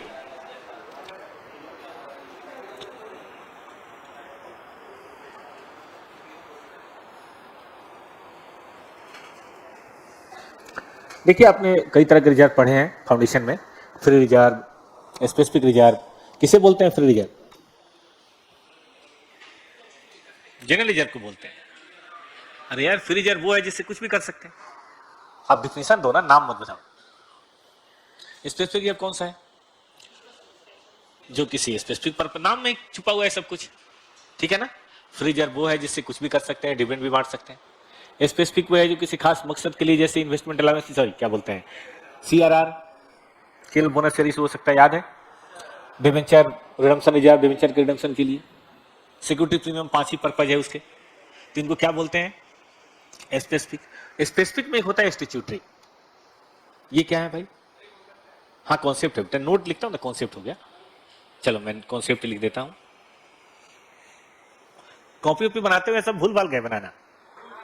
हाँ, बनाने से ठीक है, वैसे मैंने तो दे ही रखा है, लेकिन खुद से की बात कुछ और है। वही चीज जो यहां लिखी है वही लिखवाता हूं, लेकिन खुद से करें तो उसकी बात ही कुछ और है। ठीक है, रखिए। रिजर्व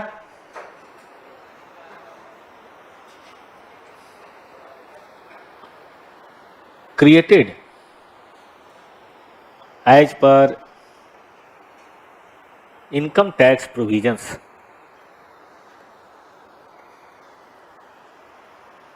for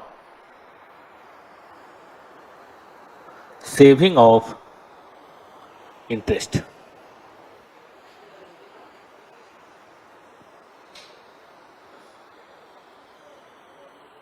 ये हो गई पहली बात। एग्जाम्पल, सेविंग ऑफ इंटरेस्ट नहीं, for saving of tax. Example, investment allowance reserve,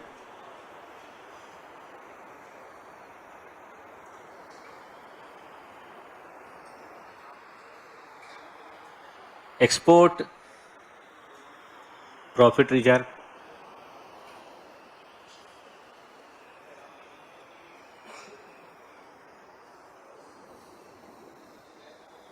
export profit, project profit reserve, सबके बारे में बताता हूं। डेवलपमेंट अलाउंस रिजर्व, ये कुछ नाम है, और भी नाम हो सकते हैं। Export profit reserve, export profit reserve, development allowance reserve, या डेवलपमेंट अलाउंस ना बोल के, देखो बेटा जी, पहले में लिखा है इन्वेस्टमेंट अलाउंस रिजर्व, दूसरे में एक्सपोर्ट प्रॉफिट रिजर्व, तीसरे में प्रोजेक्ट प्रॉफिट रिजर्व, और चौथे में डेवलपमेंट रिबेट रिजर्व, ETC। और भी बहुत सारे नाम है। It has to be maintained for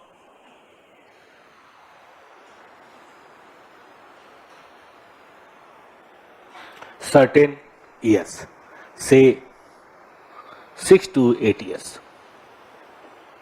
long term, देखो कोई काम तो लॉन्ग टर्म करोगे तब ना रोजगार है, टेम्पररी कोई रोजगार थोड़ा ना होता है। सुना बेटा आपने? इफ रिजर्व इज, ऐसा लिखते हैं, otherwise tax has to be paid if reserve is used before time limit।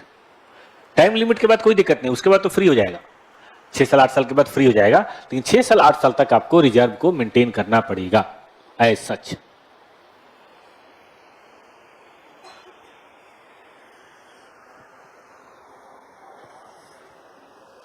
सुनिएगा ध्यान से। तो अगर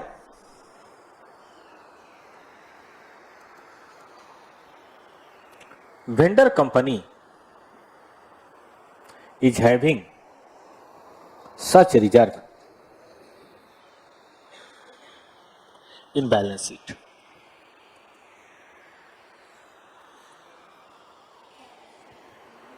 तो देखिए दो ही बातें होंगी।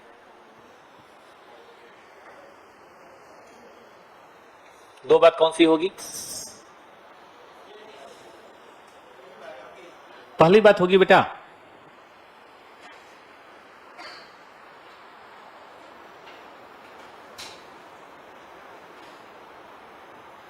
Time limit is over. देखो तब तो कोई दिक्कत है ही नहीं, है ना। ये एक फ्री रिजर्व है, और फ्री रिजर्व को आप कुछ भी करो, कोई क्या ही आपको मना करेगा, है ना। No tax is payable. लेकिन अगर टाइम लिमिट ओवर नहीं हुआ, इज स्टिल रिमेनिंग, मतलब ये 2 साल बाकी है, 3 साल बाकी है, 4 साल बाकी है, तो दो बातें होंगी।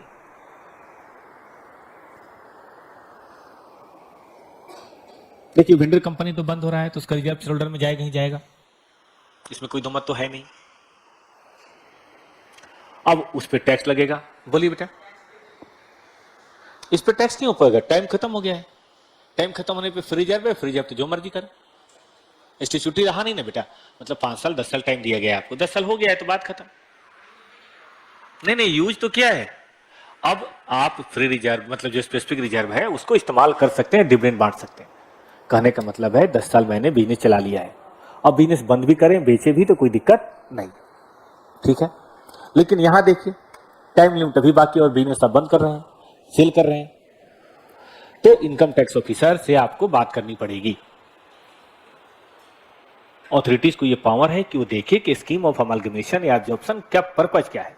अगर इसका पर्पज सर्वाइवल है, मान लो हम लॉस मेकिंग कंपनी हो रहे हैं बेटा, वैसे ही बंद हो जाएंगे, वैसे ही इंप्लॉयमेंट खत्म हो जाएगी। अब ये कंपनी का नाम आप सबने सुनोगा इंटेल, है ना। चिप बनाने वाली कंपनी थी और वर्ल्ड की नंबर 1 कंपनी थी। आज से पता नहीं कितने साल, 2001-2 के करीब उसकी वैल्यूएशन थी $400 बिलियन, क्योंकि एकमात्र कंपनी वही थी इसका चिप चलता था। लेकिन अब नई नई कंपनी आ गई हैं जिनका नहीं, एमडी तो पहले से ही था और अभी जो आ गया ना, तो उनका एआई में ज्यादा हो रहा है, इंटेल कर नहीं पा रहा। चक्कर में क्या हो रहा है कि इनके मार्केट के शेयर ऐसे क्रैश हुए कि मत पूछो, सेल खत्म हो गई, लॉस शुरू हो गया, कंपनियों के स्टाफ की छटनी हो रही है, मतलब बड़ा अजीब सा माहौल है। अमेरिका की वही कंपनी जो सिलिकॉन वैली बनाया, उसी के दम पे तो माइक्रोसॉफ्ट आगे बढ़ा, क्योंकि कंप्यूटर का दिमाग होता है चिप, वही सारा काम होता है। दोनों को मिला के इंटेल और उसको मिला के बोलते थे, कुछ ऐसा नाम मैं भूल रहा हूँ, मिंटेल या ऐसा कुछ बोलते थे। माइक्रोसॉफ्ट और इंटेल मिला के वर्ल्ड की इकोनॉमी को बदल दिया इन लोगों ने। लेकिन हर चीज का एक एवरी डॉग है जिस डे, हर चीज का अंत आता है, अच्छा भी होता है बुरा भी होता है। अब इंटेल में मैं रोज पढ़ रहा हूँ बड़ी खराब खबरें। अब क्या बोलते हैं, उनके एम्प्लॉय को घबराहट हो रही है, परेशानी हो रही है। एक समय इतना पैसा उनको मिलता था, क्योंकि हमेशा पर्क कम हो जा रहे हैं, सैलरी में कट हो जा रहा है। अब इंटेल में नहीं होगा तो कम से कम 2 लाख 4 लाख एम्प्लॉय तो होंगे ही होंगे, बड़ी कंपनी है। अब इतने लोग बेरोजगार होंगे, उनको क्या जॉब मिलेगी नहीं मिलेगी कौन जानता है। अब इस समय कोई कंपनी आके इंटेल को टेक ओवर करे, जैसे माइक्रोसॉफ्ट या गूगल या कोई भी, तो इसको बुरा नहीं मानना चाहिए, ये तो अच्छा है ना, सर्वाइवल के लिए टेक ओवर हो रहा है। तो इनकम टैक्स अथॉरिटी कहती है ठीक है जाइए, कोई बात नहीं, हम आपसे टैक्स नहीं लेंगे। If scheme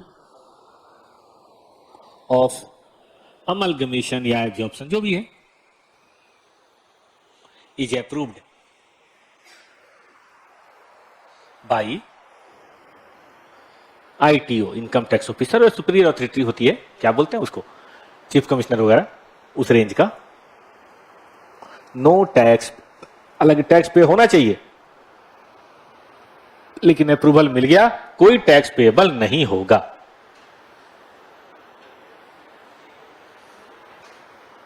scheme of asset liability is approved by ITO. ठीक है बेटा, आगे आइए। If amalgamation absorption is approved by ITO, if a scheme is not approved,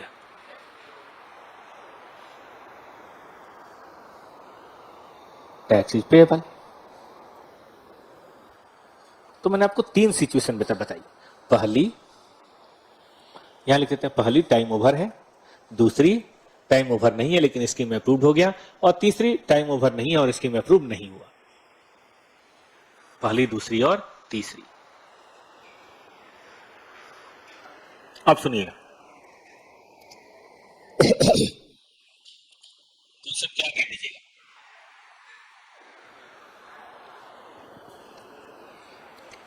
पहले, दूसरे या तीसरे किसी भी केस में इन the books of vendor company, हाँ बेटा छूट गया ये कॉन्सेप्ट की कॉपी में लिखना है सब भाई। In the books of vendor statutory reserve is transferred to equity shareholder account in all 3 cases. चाहे टैक्स पे हो चाहे ना हो, ट्रांसफर तो होना ही, और आप एंट्री जानते हैं, reserve account DR to equity shareholder account. ठीक है, but in case number 3 tax is also payable. आपको टैक्स पे करना, पहले दूसरे में टैक्स पे करना नहीं है, तीसरे में आपको टैक्स पे करना पड़ेगा, तो आपकी एंट्री होगी realisation account DR to bank. Tax लग गया तो कोई बात नहीं, क्या है, नुकसान है। अब लिख लीजिए इन the books of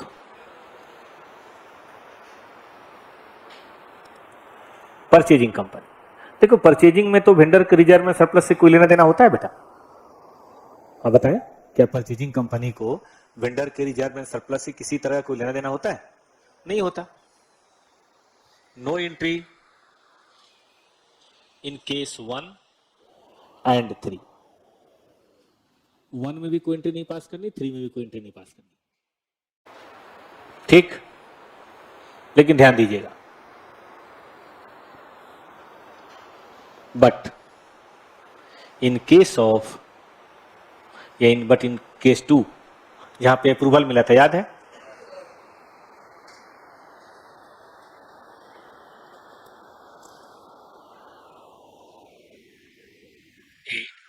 disclosure entry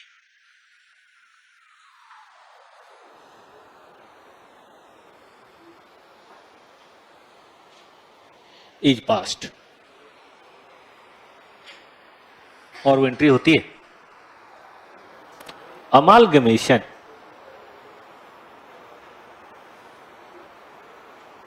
adjustment account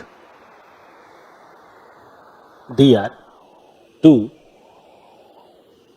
जो भी नाम है statutory reserve.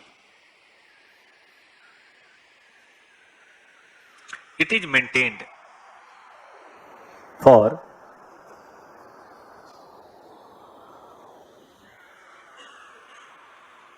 remaining period of time, it is maintained for remaining period of time, जो बचा हुआ समय उसके लिए मेंटेन होता है, then it is reversed back in book। कैसे रिवर्स हो जाता है?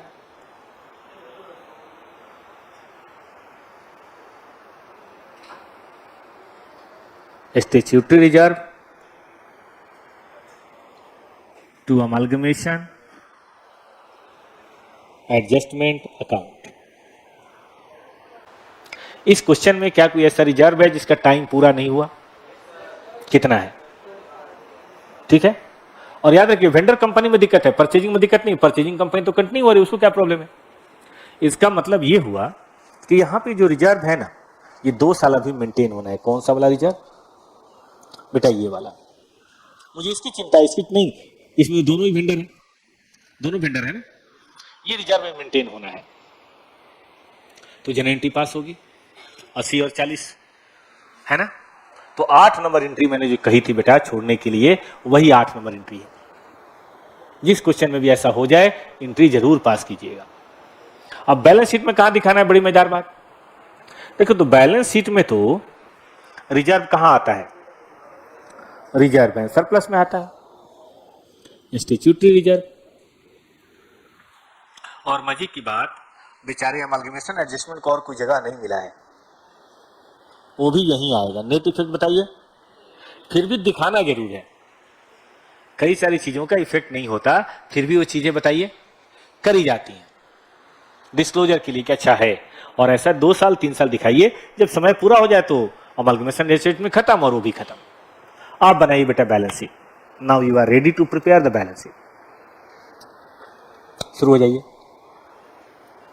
भूल भी गए कि कोई क्वेश्चन कर रहा था मैं, याद है कि इस चक्कर में सब भूल गए। क्वेश्चन का नंबर है 4.1 और बैलेंस शीट तो रेडी है बेटा, थोड़ा सा बस शेड्यूल में बता देता हूं, हटा दो इसको, नोट करना है। चलो मैं आपको नोट में रिजर्व में सरप्लस का दिखा देता हूं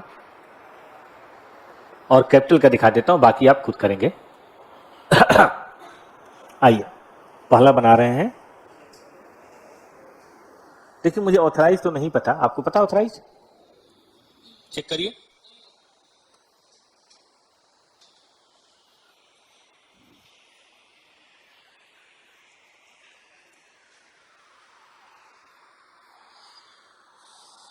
नहीं पता, लेकिन इशूड एंड पेड अप मुझे पता है। चलिए पहले प्रेफरेंस शेयर देखते हैं, उसका परसेंटेज तो नहीं पता तो यही मान लेते हैं। आइए यार बेटा, यहां नंबर बताएं तो कोई उठाइए कैलकुलेटर, भाग दीजिए। तो क्या इसको कर सकते हैं 3.2 लाख, इसको 1.75, टोटल जोड़ दीजिए। सबको आया समझ में? 3.2 एंड 1.75, 4,95,000 शेयर्स ऑफ ₹100 ईच। चलिए बताइए, ये लिख लें, चलेगा ऐसे, लाख शेयर्स, तो बोलिए 495। अब बेटा बात करते हैं इक्विटी शेयर की, बाकी प्रीमियम हो जाएगा, डोंट वरी। कैलकुलेटर है, बताएं। 100 से भाग दें, 4 से गुना करें, 40 हो गया बेटा। 100 से भाग दें और 3 से गुना करें, करते हैं बेटा, वो 40 हो गया। ये बताएं कितना, 25.5, टोटल बताएं। पता है ये बड़ा है जरूरी कैलकुलेशन है, बोर्ड से कॉपी करने वाले ये कभी नहीं सीख पाते एग्जाम में धाम से। अब क्या भारी है अमलगमेशन में, तुम ही बताओ, इतना तो पढ़ लिया, आइडिया तो आपको हो ही गया होगा अमलगमेशन में और क्या ही होना है, का एडजस्टमेंट और होनी है, बट एग्जाम में नहीं बनते बच्चे से क्वेश्चन। अब देखो फाउंडेशन में मैं नहीं समझता भारी सिलेबस है, फिर भी 20% रिजल्ट आ रहा है। जानते हो कई बच्चे अकाउंट समझ ही नहीं पाते, कई बच्चे मैथ के कॉन्सेप्ट को जान ही नहीं पाते, और कई जानते हैं तो टेस्ट की कमी के चलते वहां परफॉर्म नहीं कर पाते। वरना जो आपने नाम लिया बेटा विशेष का सही में नॉलेज बहुत अच्छा है अकाउंट का, आपने तो साथ पढ़ा है, आपने देखा होगा। मैं जब क्वेश्चन करता था सबसे पहले बताता था विशेष। अब ऐसे बच्चे सीए नहीं बनते ना बेटा, टीचर को भी दुख होता है। लेकिन सीए क्यों नहीं बनते हैं? क्योंकि सीए की पढ़ाई एक सिस्टमेटिक पढ़ाई है, आधी अधूरी नॉलेज से बात नहीं बनती। 5 बातें मैंने पहली क्लास में बताई थी, लोग पूरी नहीं करते, बहुत पूरी करने वाले कम लोग हैं, 20% लोग हैं। पहली बात कि भाई रेगुलर क्लास करना चाहिए, ऑनलाइन ऑफलाइन मैंने नहीं करना चाहिए, इसमें डिसिप्लिन करेंगे कुछ नहीं होगा। दूसरा प्रॉपर नोट्स बनाना चाहिए ताकि रिवीजन हो सके।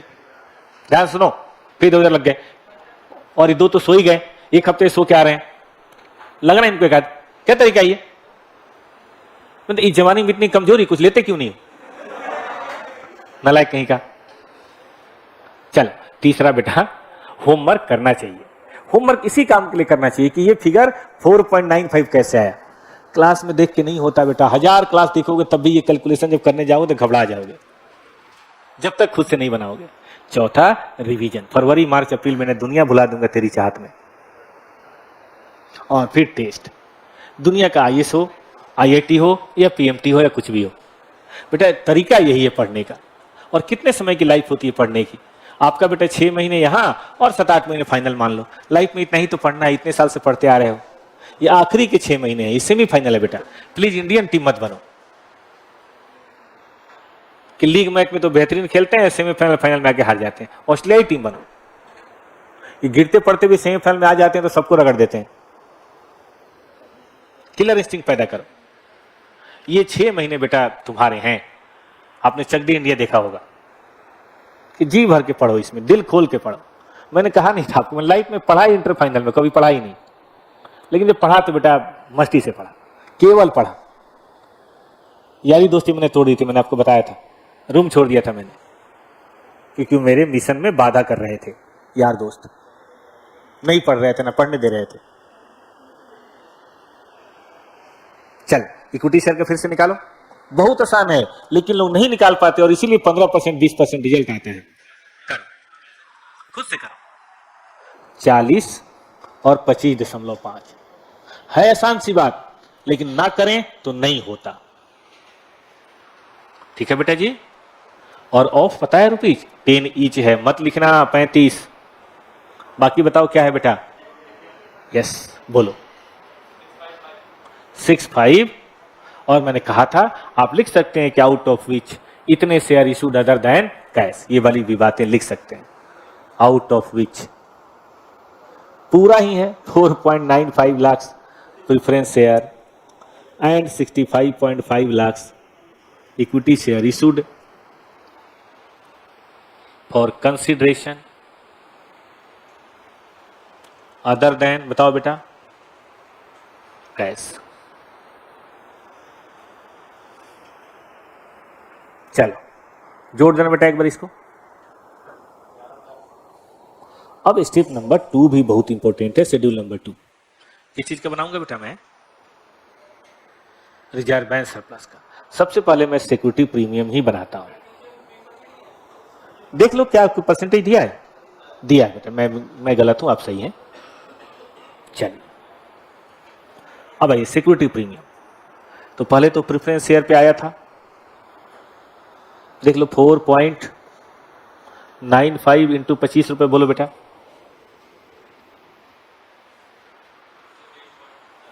कितना? पॉइंट। फिर इक्विटी शेयर पे आया था, इक्विटी था, इस पे भी 25 रुपए, बोलिए कितना? 1637.5 टोटल कर दो।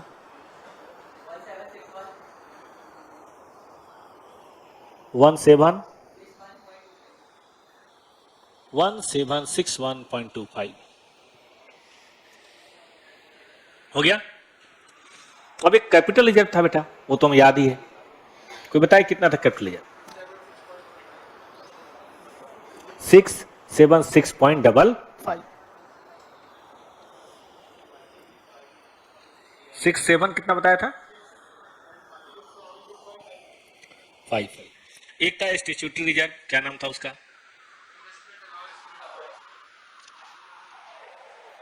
एंट्री पास की थी ना हम लोगों ने, लेकिन ठीक इसके नीचे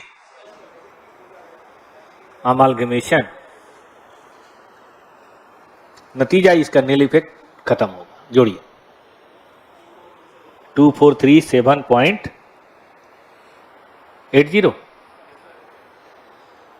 बाकी कोई शेड्यूल बनाने की जरूरत नहीं है, काम वैसे भी हो जाएगा। और हम लोगों ने तो कर भी रखा है, किसी को याद हो तो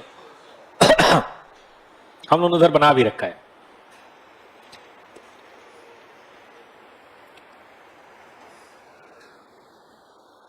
कहें तो बेटा शुरू करें बैलेंस शीट बनाना। चलिए बनाइए बैलेंस शीट, फॉरवर्ड बनाइए सब लोग। Particular equity and liability, share capital, reserve में सरप्लस, इतना लिख लीजिए पहले।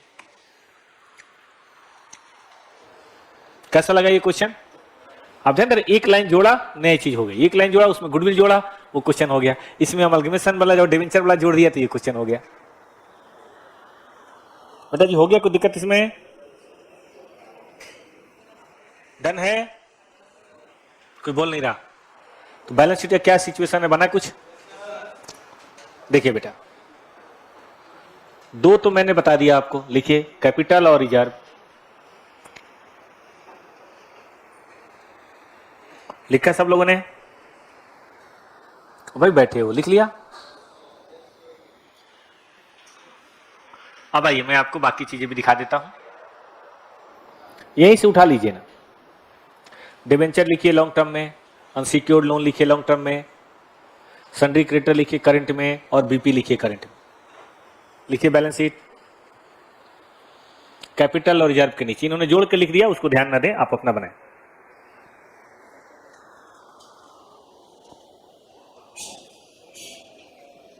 क्या लिखा आपने?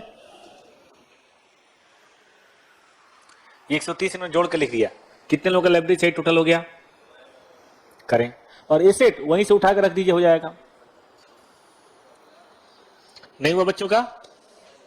चलिए मैं एसेट दिखाऊं। एसेट देखिए, ये तीनों तो आ जाएगा लॉन्ग टर्म में, और ये तीनों शॉर्ट टर्म। करेक्ट करके देखिए तो ठीक बनाएगी नहीं बैलेंस शीट? बनाइए। पीपी में उन्होंने जोड़ लिया, याद रहेगा? क्या क्या जोड़ लिया बताऊं? ये दोनों आप जोड़िए, तो ये दोनों आप, कितना आ रहा है? 18855। चलिए लिखिए बेटा, सो गए बनाओगे नहीं? ये लिखिए, ये लिखिए, ये लिखिए, और ये लिखिए, प्रोविजन घटा दीजिएगा, है ना? तो ये था आपके क्वेश्चन की रिक्वायरमेंट, कॉन्सेप्ट है ये, आपके चैप्टर का लास्ट कॉन्सेप्ट है। इसी बहाने एएस 14 भी काफी कवर हो जाएगा। आप सब जानते हैं अमलगमेशन को गवर्न करने के लिए एएस है, जिसका नाम क्या है? एएस 14। तो as per AS 14 amalgamation can be of two type. दो तरह का अमलगमेशन हो सकता है। एक होता है इन द नेचर ऑफ, ये पूरा ही लिख देते हैं, amalgamation in the nature of purchase. ठीक है, 4-5 लाइन छोड़ दीजिए और तब लिखिए। दूसरा बताया इन्होंने amalgamation in the nature of merger.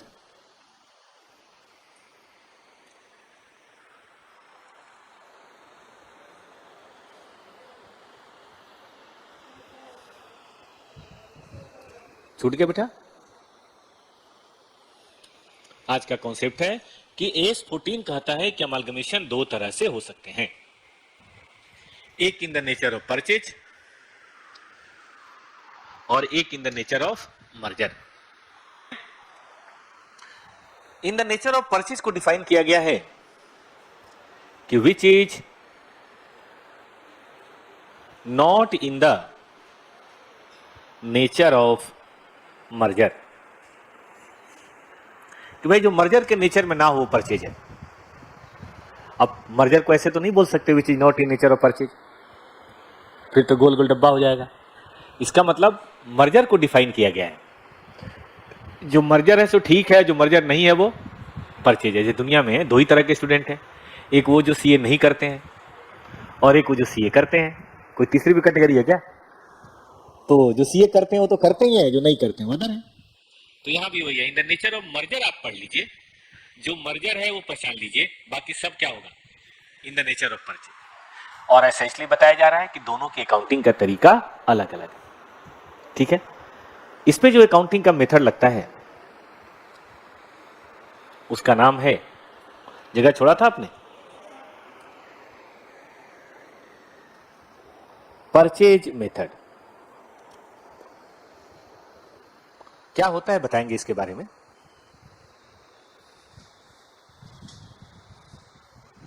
यानी कि अगर amalgamation in nature of purchase हो तो मेथड जो लगेगा उसका नाम क्या दिया गया है? ये मैंने नहीं दिया, एएस ने दिया है, नाम है परचेज मेथड। ठीक है बेटा। अब जो इन्हें नेचर ऑफ मर्जर है उसकी सबसे पहली पहचान क्या है, तो बोला गया विच सेटिस्फाइड 5 कंडीशंस, जो 5 कंडीशंस को पूरा करे। पहली कंडीशन है बेटा कि all assets and liabilities of transferor company, transferor को बेटा हम वेंडर भी कह सकते हैं, आर ट्रांसफर्ड। मतलब कोई सिलेक्शन नहीं हो रहा कि मुझे लैंड एंड बिल्डिंग दे दीजिए, फर्नीचर मत दीजिए, प्लांट एंड मशीनरी दे दीजिए, स्टॉक मत दीजिए, ये वाला डेटा दे दीजिए, वो वाला मत दीजिए। सिलेक्शन नहीं करना है। बताइए कैसे करना है? सीधे।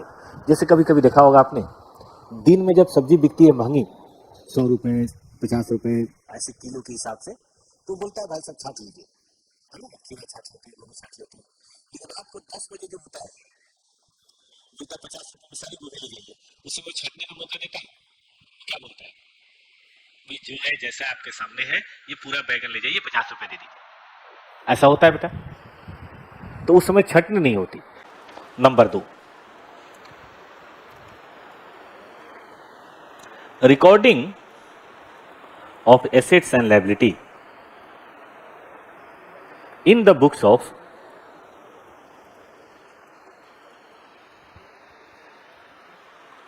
Transferee company. ट्रांसफरी मतलब परचेजिंग कंपनी बेटा, will be at book value of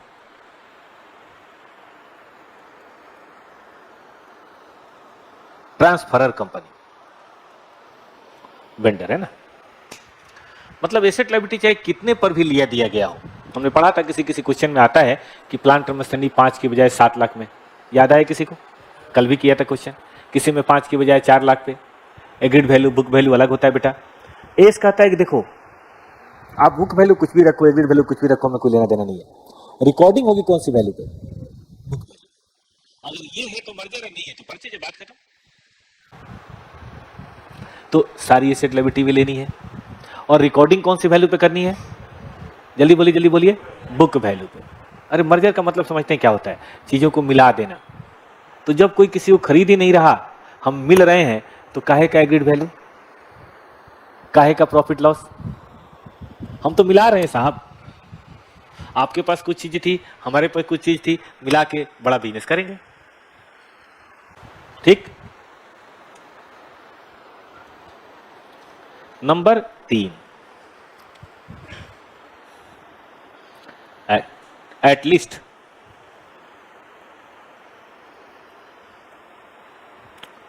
holder of 90% equity share, 90% equity share in transferor company agree to become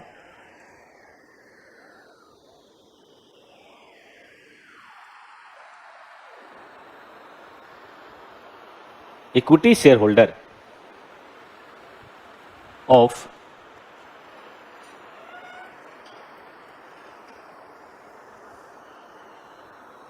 transferee company. Holder of 90% equity share in transferor company agree to become share holder of transferee company. ये बहुत important बात है। आपने क्या बोला? Business मर्ज कर रहे हैं, मतलब मिला रहे हैं। मिलाने का मतलब होता है हम दोनों पार्टनर बन के काम करेंगे। तो आइए पार्टनर बनिए। बताइए बिजनेस का सच्चा प्रॉफिट लॉस कौन शेयर करता है, इक्विटी शेयर होल्डर या preference debenture holder? Equity. Preference debenture holder का रिस्क कहाँ है? उनको तो फिक्स मिल रहा है, चाहे प्रॉफिट हो चाहे लॉस हो। सही में पार्टनरशिप कौन करता है? हार में भी, जीत में भी, हर चीज में रिस्क कोई लेता है ना। तो आइए ना हमारी इक्विटी शेयर होल्डर बनिए। You are invited to become equity share holder of our company. कौन मना कर रहा है? वेलकम। ठीक है, तो अगर इक्विटी शेयर होल्डर आप बनने आ रहे हैं तो बनिए, लेकिन 90% को बोला गया, 100 नहीं। 100 इसलिए नहीं बोला गया कि 100% सहमति कहां होती है। आप अपने घर में भी देखिए ना, मम्मी कभी पूछे सबसे कि भाई सब आज मटर पनीर खाओगे, तो वो एक दो फालतू होगा, बोलेगा नहीं नहीं मैं तो कल ही खाया था, मेरे लिए खिचड़ी बना दो। मम्मी बोलेंगे सबके लिए आज खिचड़ी बनेगी, तो एक बोले क्या मजाक बना रखा है, घर है कि धर्मशाला है।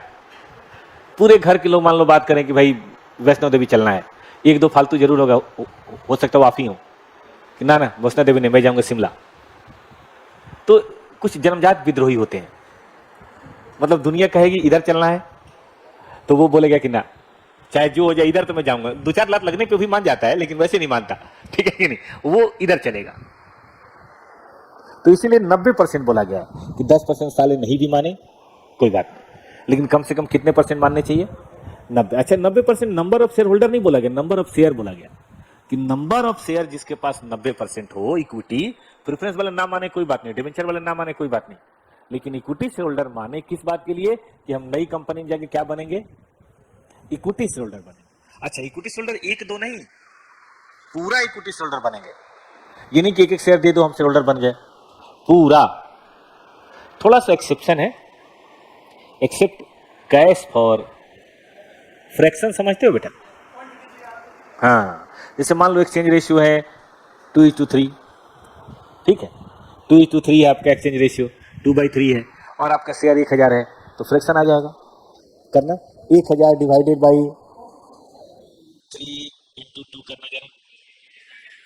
तो ऐसे में रूल है कि इसके लिए कैश दे दोगे तो चलेगा, कोई बात नहीं है, 666 शेयर दे दो और बाकी कैश दे दो। अब वो तो मजबूरी है ना बेटा, तो मजबूरी के लिए कोई लॉ मना थोड़ा ना करेगा, है ना। Accept share for fraction share, is it okay बेटा। चले आगे। At least holder of 90 equity shareholder in transferor company agree to become equity shareholder of transferee company except cash for fraction share. Is it loud and clear? चलो बेटा आगे चलते हैं।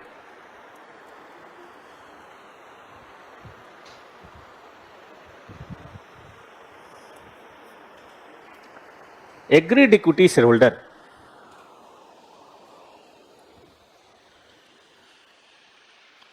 are to be given equity share only as PC। ये मैंने थोड़ा जल्दी लिख दिया बेटा, यहां की बजाय यहां आए, accept cash for fraction share, वो गलती से दोनों मैंने मर्ज कर दिया कि agreed equity share holder are given equity share holder only as PC. जो राजी होंगे उनको सिर्फ इक्विटी शेयर देना है, ये नहीं कि एक इक्विटी शेयर दे दिया बाकी कैश दे दिया, ऐसे नहीं। हाँ फ्रैक्शन अगर आ जाए तो उसके लिए कैश दे सकते हैं, वहां गलती से मैंने लिख दिया तो उसको काट के यहां लिख दीजिए। उन दोनों का एक्सेप्शन अलग है, बाद में बताऊंगा, एक्सेप्शन 2 का भी एक्सेप्शन 3 का भी, लेकिन बाद में। और पांचवा, बिजनेस ऑफ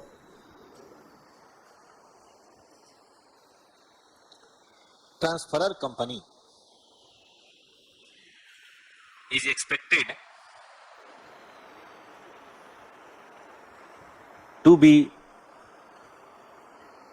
continued, कि business of transferor company is expected to be continued.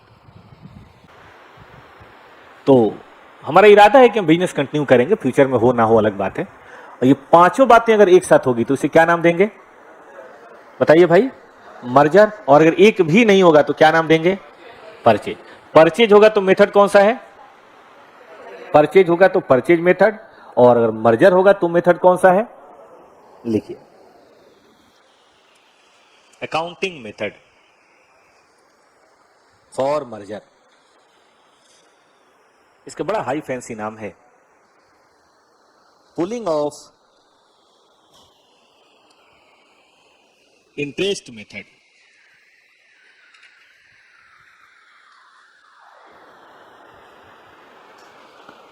Pulling of interest method, journal entry in the books of, क्या नाम है बेटा?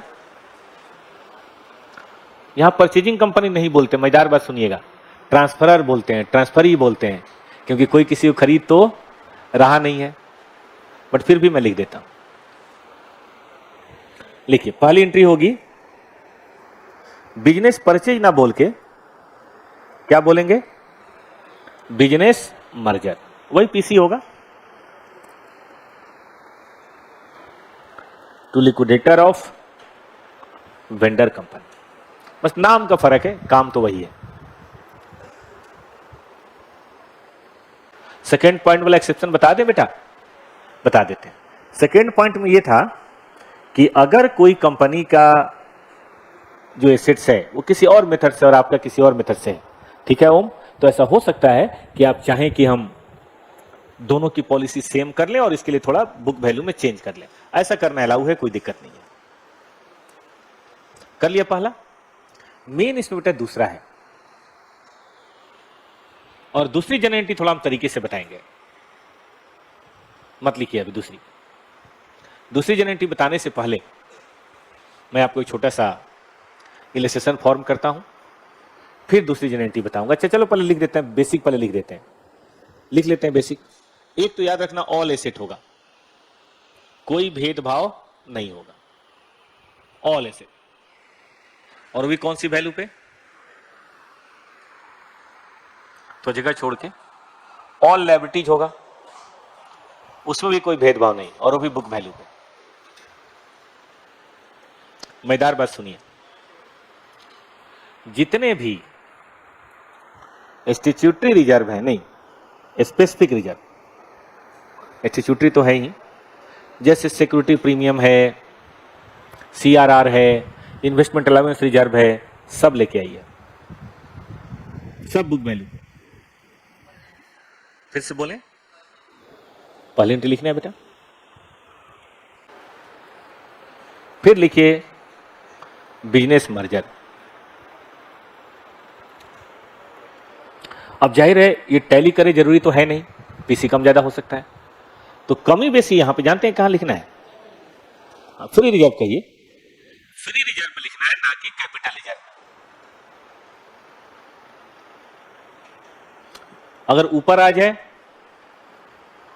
तो भी यही लिखना है। इसका मतलब यहां balancing figure goodwill capital reserve ना होके, बोलिए बेटा क्या है? Free reserve. तीसरी एंट्री बताइए क्या थी? हालांकि अभी 2 नंबर में कुछ चेंज करूंगा बेटा मैं, ठीक है, थोड़ा अभी बात करेंगे। लिक्विडेटर याद है? ऑफ कौन सी कंपनी? Vendor company. देखिए इसमें पीसी में ज्यादा बताइए क्या होगा? नहीं, हो गया, हो गया, 2 नंबर हो गया। इसमें ज्यादा कैपिटल होगा, हो गया 4 नंबर।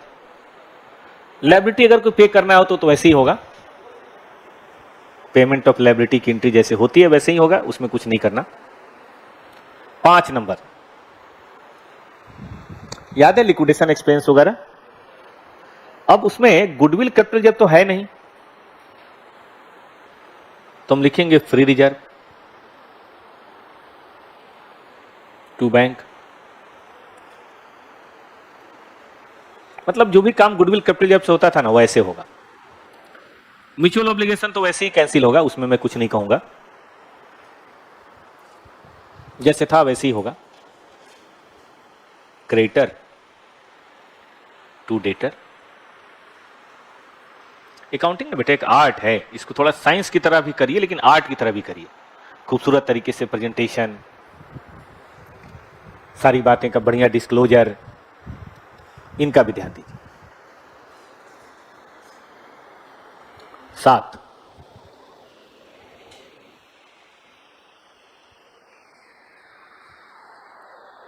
अगर कोई अनलाइज प्रॉफिट है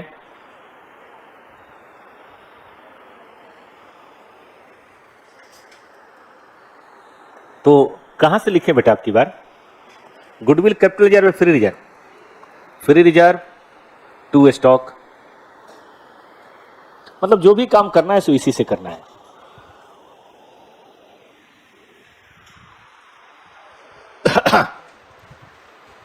हो गया बेटा। रही बात नंबर 8 की, तो 8 नंबर की जरूरत ही नहीं पड़ेगी। याद है स्टैट्यूटरी रिजर्व वाला? नहीं, स्टैट्यूटरी रिजर्व वाला अमलगमेशन एडजस्टमेंट, हाँ अब की बार जरूरत ही नहीं पड़ेगी, क्योंकि पॉइंट 2 में ऑलरेडी आ गया है, अब कोई दिक्कत की बात है ही नहीं। लिखिए, इलस्ट्रेशन लिखिए, बैलेंस शीट दे रहा हूं मैं।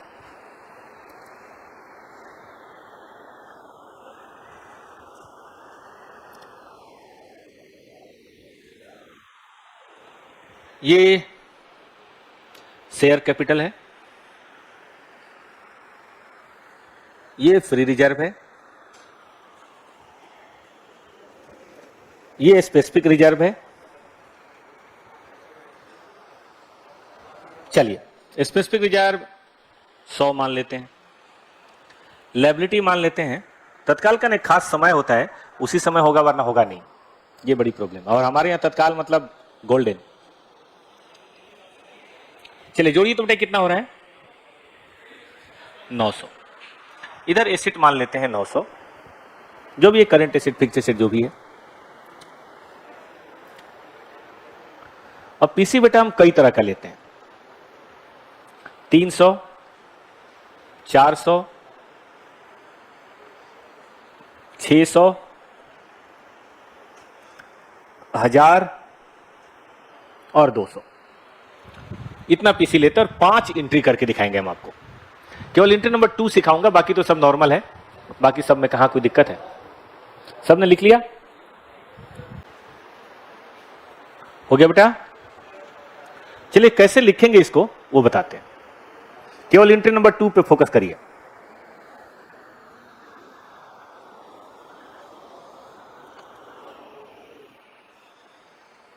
पांच है ना? देखिए पहले में तो ऑल एसेट लिखेंगे, इसमें कोई दोमत नहीं है, और ऑल एसेट बुक वैल्यू पे लिखते हैं ना, हर बार 900 900 900 होगा, इसमें कोई दिक्कत नहीं। तो जगह छोड़ के लिखिएगा। ऑल लायबिलिटी लिखते हैं, वो भी बुक वैल्यू पे।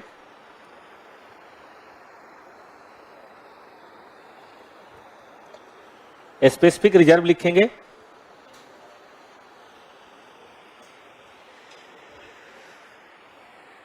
जो भी है। फ्री रिजर्व नहीं लिखेंगे। पीसी लिखेंगे, क्या है पीसी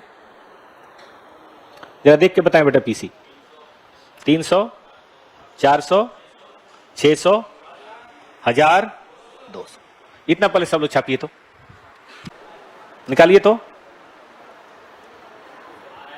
आ रहा है? चलिए कितना आ रहा है?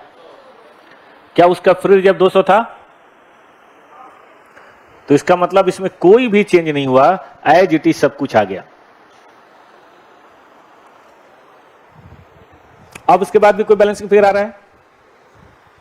इसके बाद भी फर्स्ट में नहीं आ रहा। दूसरे वाले में बताइए, सिर्फ 100 आ रहा है। तीसरे वाले में बताइए, नीचे आ ही नहीं रहा होगा, ऊपर आ रहा होगा। बताइए कितना?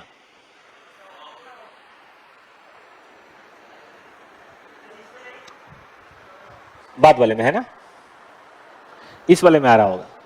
इसके बाद वाले में बताइए, 500 आ रहा है। तो एक रूल लिखवाना चाहता हूं, लिख लीजिए तब।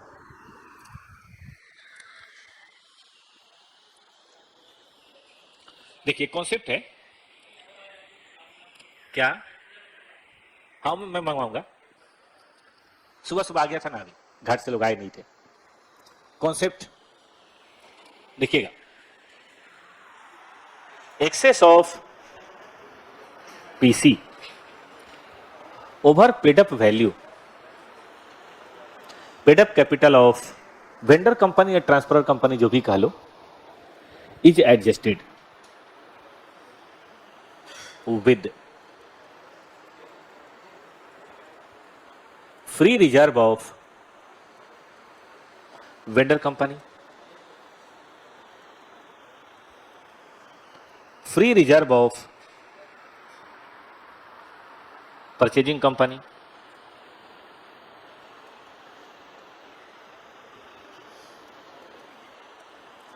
PL account, debit balance.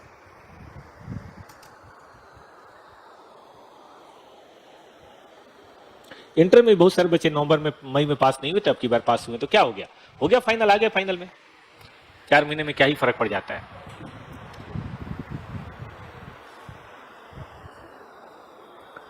ये बहुत अच्छा पॉइंट है, ध्यान दीजिएगा।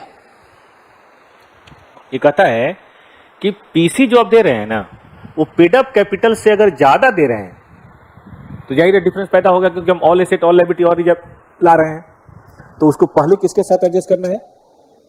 फ्री रिजर्व और वेंडर कंपनी।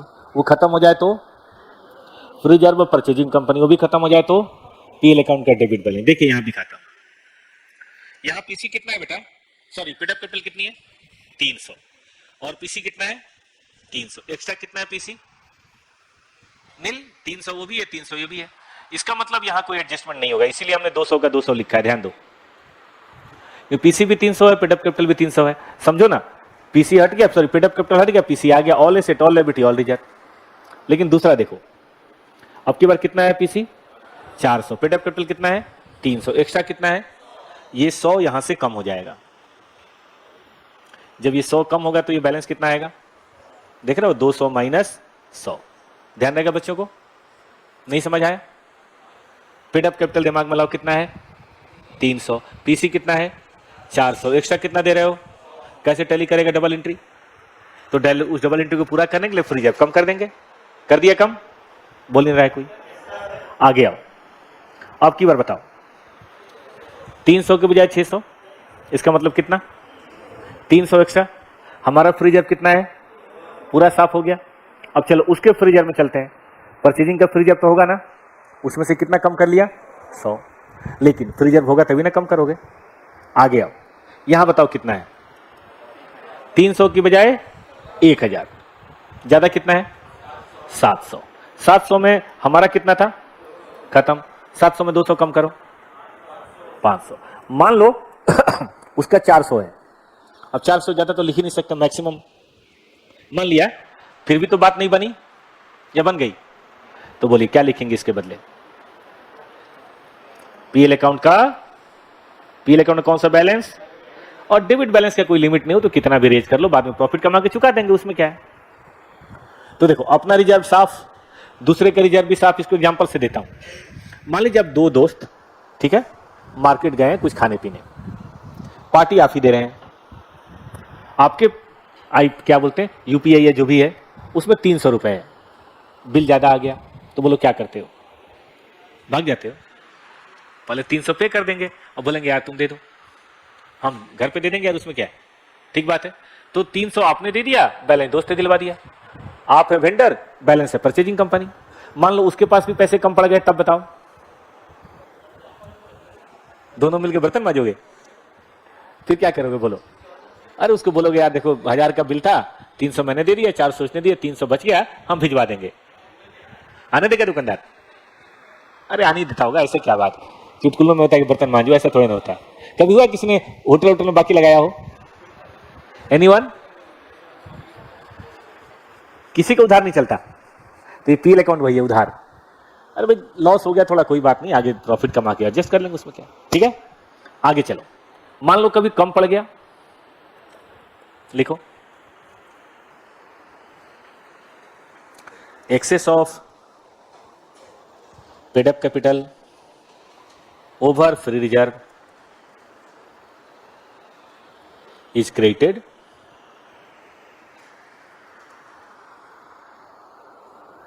कहां बेटा, कैपिटल रिजर्व। लास्ट प्रॉब्लम देखो, पीसी कितना है 300 की बजाय 200 है, 100 कम है, तो ये कैपिटल रिजर्व में चला जाएगा। यही था इस चैप्टर का लास्ट कॉन्सेप्ट। चलें बेटा आगे चलें थोड़ा। देखिए यहां पे फ्री रिजर्व तो पूरा आएगा और उसके साथ साथ एक नई चीज आएगी, इसका नाम क्या है, बोलो बेटा कितना, 100।